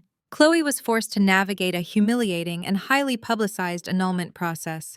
She sat in a sterile courtroom listening to a judge officially dissolve the marriage on the grounds of criminal fraud. But the judge had zero sympathy for a woman who had willfully participated in an extravagant wedding funded by her parents' stolen credit. The annulment wiped away her fake elite status, but it did not wipe away the massive financial crater she had dug for herself. Without my parents to constantly bail her out and fund her lavish lifestyle, Chloe was finally introduced to the crushing weight of real-world consequences. During her brief engagement, she had opened multiple high-limit credit cards in her own name, using her parents' fake assets as proof of income. She had charged tens of thousands of dollars on designer wedding dresses, luxury spa retreats, and first-class flights she took to impress Paul's imaginary elite friends. The bills came due immediately. The creditors descended on her like vultures sensing blood in the water. The Porsche that my parents had desperately financed as a wedding gift was repossessed right out of the driveway of the cheap apartment she was renting. The repo men simply handed her the default notice and towed the vehicle away, leaving her standing in the street in last season's designer heels. It was a brutal public reminder that she owned absolutely nothing. To avoid total bankruptcy, Chloe had to liquidate everything she owned. She was forced to sell her collection of designer handbags, her imported shoes, and her expensive jewelry to consignment shops, just to keep the collection agencies from garnishing her non-existent wages. The golden child, who never lifted a finger to earn a single dollar, was completely stripped of her high society armor. She was left with a mountain of unsecured debt, an empty bank account, and an eviction notice on her own front door. She moved out of her trendy downtown apartment and rented a tiny room in a shared house with 3 college students. With no college degree, no professional skills, and a resume consisting entirely of attending sorority parties and networking galas, Chloe had to enter the workforce at the absolute bottom. The woman who sneered at me for working in the hospitality industry was forced to beg for minimum wage retail jobs just to afford groceries and her minimum monthly credit card payments. She found employment as a floor associate at a fast fashion retail store in the local shopping mall. She spent 8 hours a day on her feet, folding cheap sweaters, organizing clearance racks, and cleaning up the fitting rooms after messy teenagers. She was earning minimum wage, forced to clock in and out, and reprimanded by shift managers who were 10 years younger than her. The poetic justice of her new reality was sharp and unforgiving. The same girls she used to mock at the country club, the same women she looked down upon during her brief stint as a fake elite bride would frequently stroll into the store. Chloe had to bite her tongue and force a polite smile as she rang up their purchases. She asked them if they wanted to sign up for the store credit card, while they looked at her with thinly veiled pity and whispered behind her back. She was no longer the glamorous Henderson daughter destined for greatness. She was just another exhausted retail worker struggling to make ends meet. Every evening, Chloe took the public bus back to her cramped shared apartment because she could no longer afford a car. She spent her nights calculating how many extra shifts she needed to pick up just to cover her basic living expenses. The sheer physical exhaustion of manual labor broke her spoiled spirit. She developed blisters on her feet from standing on hard tile floors all day. Her hands, which had never known a hard day's work, were dry and cracked from handling cardboard boxes and cheap inventory. The glamorous life she felt inherently entitled to had vanished like smoke. She had built her entire identity around being the beautiful, preferred daughter. She had reveled in the fact that our parents poured all their affection and resources into her while treating me like an outcast. She thought she was untouchable because our parents had always shielded her from reality. But when the shield shattered, she realized she lacked the basic survival skills required to function in the real world. I had built a multi-million-dollar empire from the ashes of their rejection while she completely collapsed the moment her allowance was cut off. Chloe learned the hardest lesson of all. A legacy built on lies and stolen money is destined to collapse. Now she was paying the ultimate price. She was isolated, exhausted, and entirely alone. There were no more galas, there were no more trust fund billionaires. There was only the harsh fluorescent lighting of the retail floor and the endless mountain of debt that she would be paying off for the rest of her adult life. She was trapped in a miserable prison of her own making, and nobody was coming to rescue her this time. The first letter arrived in a standard white envelope devoid of the expensive stationery my mother used to flaunt. My assistant brought it in with the morning mail. I recognized the loopy cursive handwriting immediately. It was the same handwriting that had signed my name to a fraudulent venue contract just a year prior. I stared at my name written in blue ink, feeling a momentary flicker of the old anxiety. But the woman sitting in the CEO chair was not the vulnerable girl who craved maternal validation. I picked up a silver letter opener and sliced the envelope open. The pages inside were filled with dense, frantic paragraphs. "My dearest Kendra," the letter began. "I am writing this to you with a heavy heart and a broken spirit. Your father and I are struggling immensely. The apartment is unlivable, and my health is deteriorating from the stress of the community service. We know we made a misjudgment with the wedding, but we are your parents. God commands us to honor our mother and father. We are facing eviction again next month. If you could just find it in your heart to send a small stipend, or perhaps purchase a modest condo for us, we can finally be a family again." I stopped reading right there. There was no accountability. There was no genuine remorse for the decades of emotional abuse or the felony they committed against me. She called a $39,000 identity theft a simple misjudgment. She weaponized religion to demand a luxury condo. I did not feel anger. I did not feel sadness. I felt an overwhelming sense of profound clinical detachment. I stood up from my desk and walked over to the heavy-duty cross-cut shredder sitting in the corner of my office. I did not finish reading the letter. I fed the thick stack of paper directly into the machine. The industrial blades whirred to life, tearing my mother's manipulative words into thousands of tiny, unreadable strips of confetti. The sound was incredibly satisfying. It was the sound of absolute finality. I took the empty white envelope and tossed it into the recycling bin. That was the end of the transaction. I walked back to my desk and resumed a multi-million-dollar budget review without missing a single beat. But Evelyn Henderson was nothing if not persistent. When the first letter went unanswered, a second one arrived a week later, then a third. Then they started arriving twice a week. The envelopes grew increasingly desperate, often marked urgent in red ink. Sometimes she wrote Bible verses across the back flap, trying to trigger a guilt response from a daughter who no longer existed. I established a new protocol. Any mail bearing that handwriting, or any return address associated with my parents, was to be brought to me unopened. I made a ritual out of it. Every time a letter arrived, I carried it directly to the shredder. I did not open them. I did not read the first line. I simply let the machine devour them. It became a therapeutic exercise in boundary enforcement. I knew exactly what those sealed envelopes contained. They contained the same toxic cycle of guilt-tripping, blame-shifting, and financial begging that had defined my entire existence in their house. Evelyn was likely writing about her aching joints from picking up highway trash. She was likely detailing Desmond's miserable overnight warehouse shifts. She wanted me to visualize their suffering, so my empathy would override my self-respect. She thought she could wear me down through sheer volume, but my empathy for them had been permanently extinguished the moment they blocked me from entering the Obsidian estate.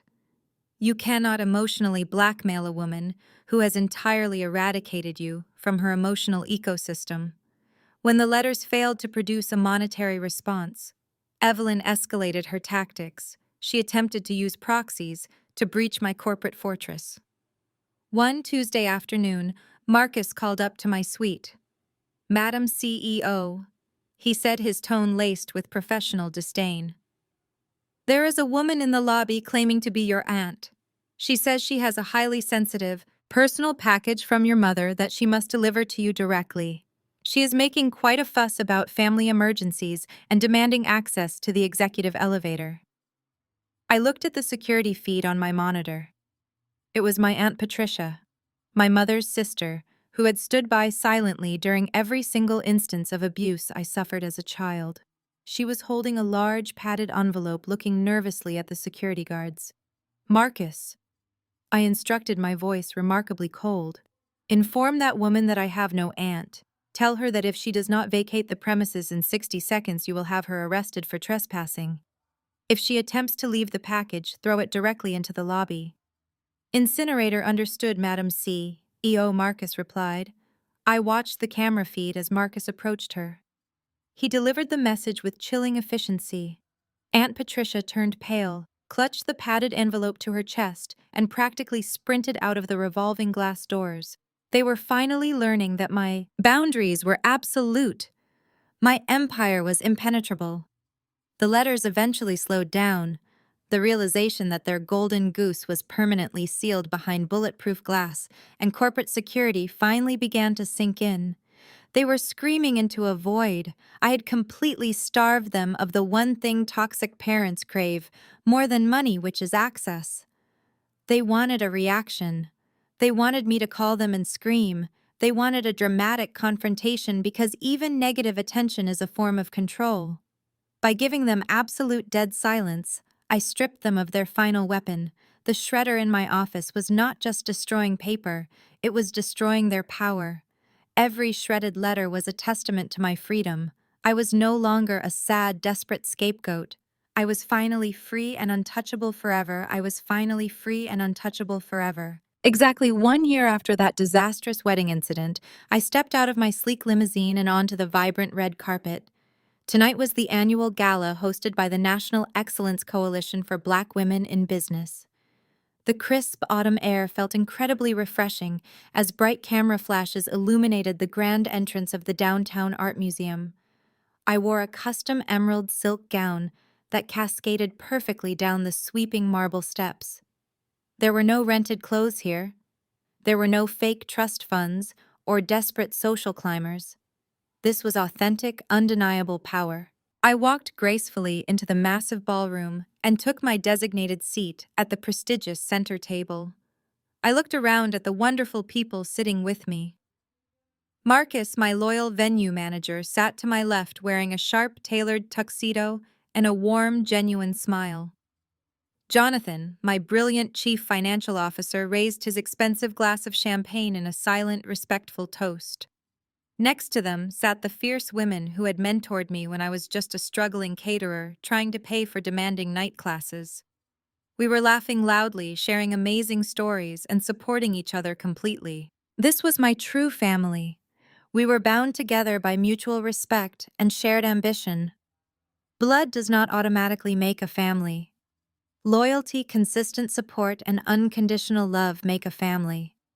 My biological parents had demanded absolute respect simply because they gave me life, but they had never bothered to properly nurture that life. The beautiful people sitting at my table tonight had lovingly lifted me up when I was completely broken.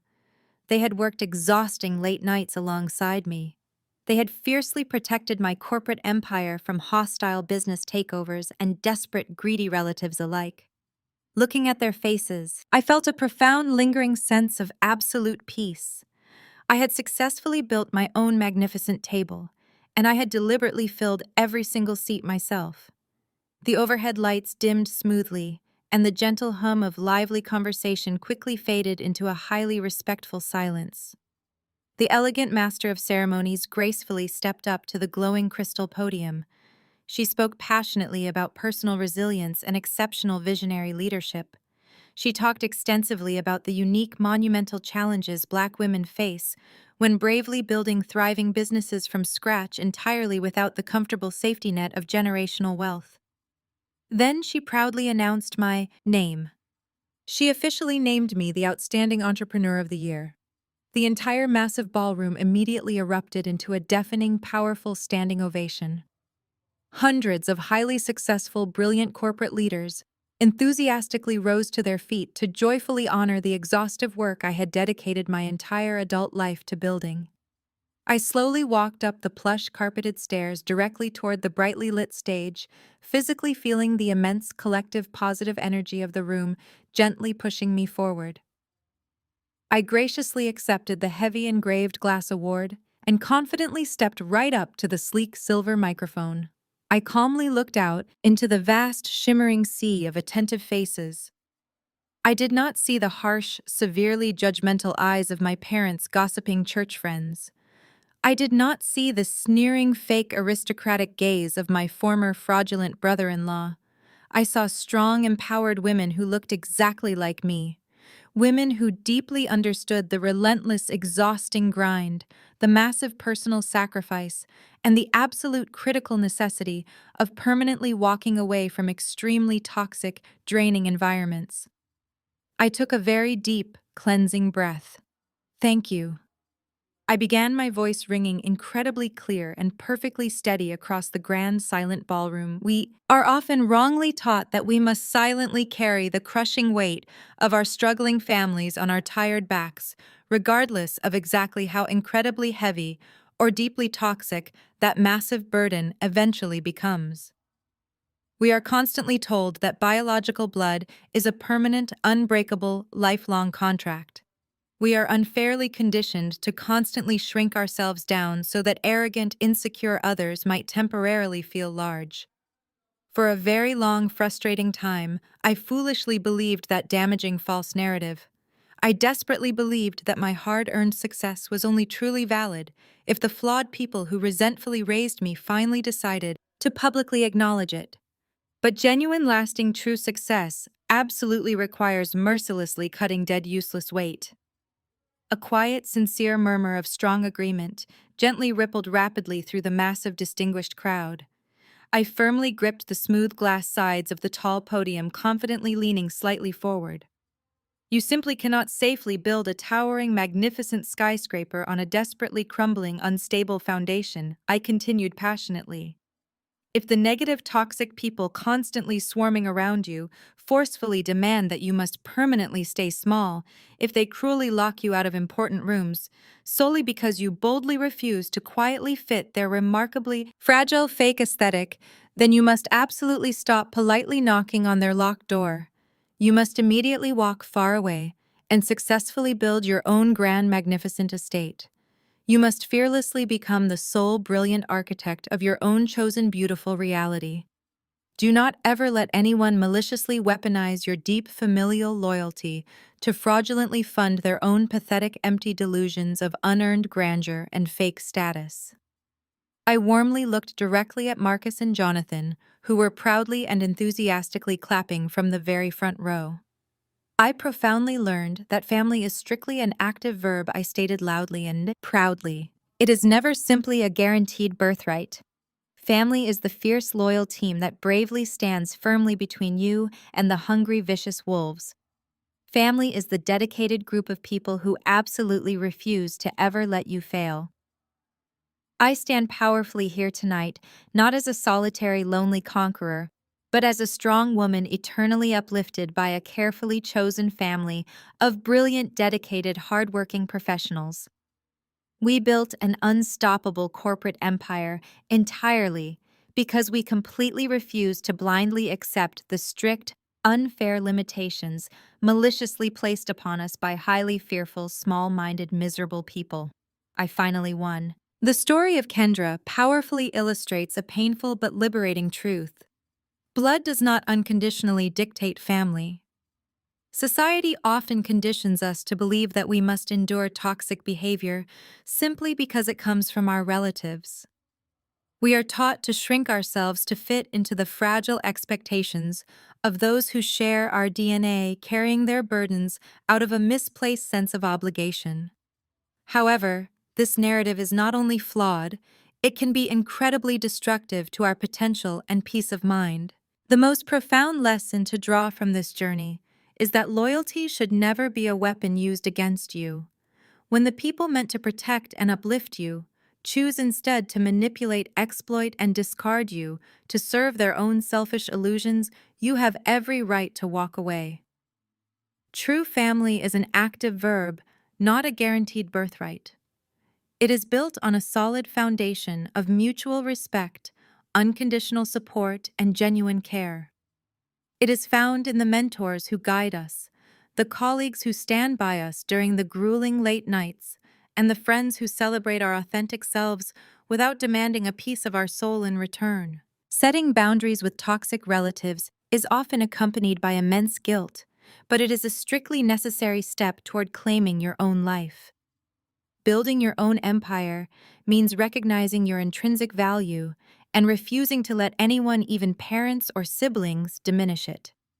You are absolutely allowed to protect your peace. You are allowed to walk away from tables where you are no longer respected and instead confidently build your own. Healing begins the exact moment you stop seeking validation from those who are fundamentally incapable of giving it. Take a hard look at the relationships draining your energy today and dare to cut the toxic ties that hold you back from building your own beautiful reality.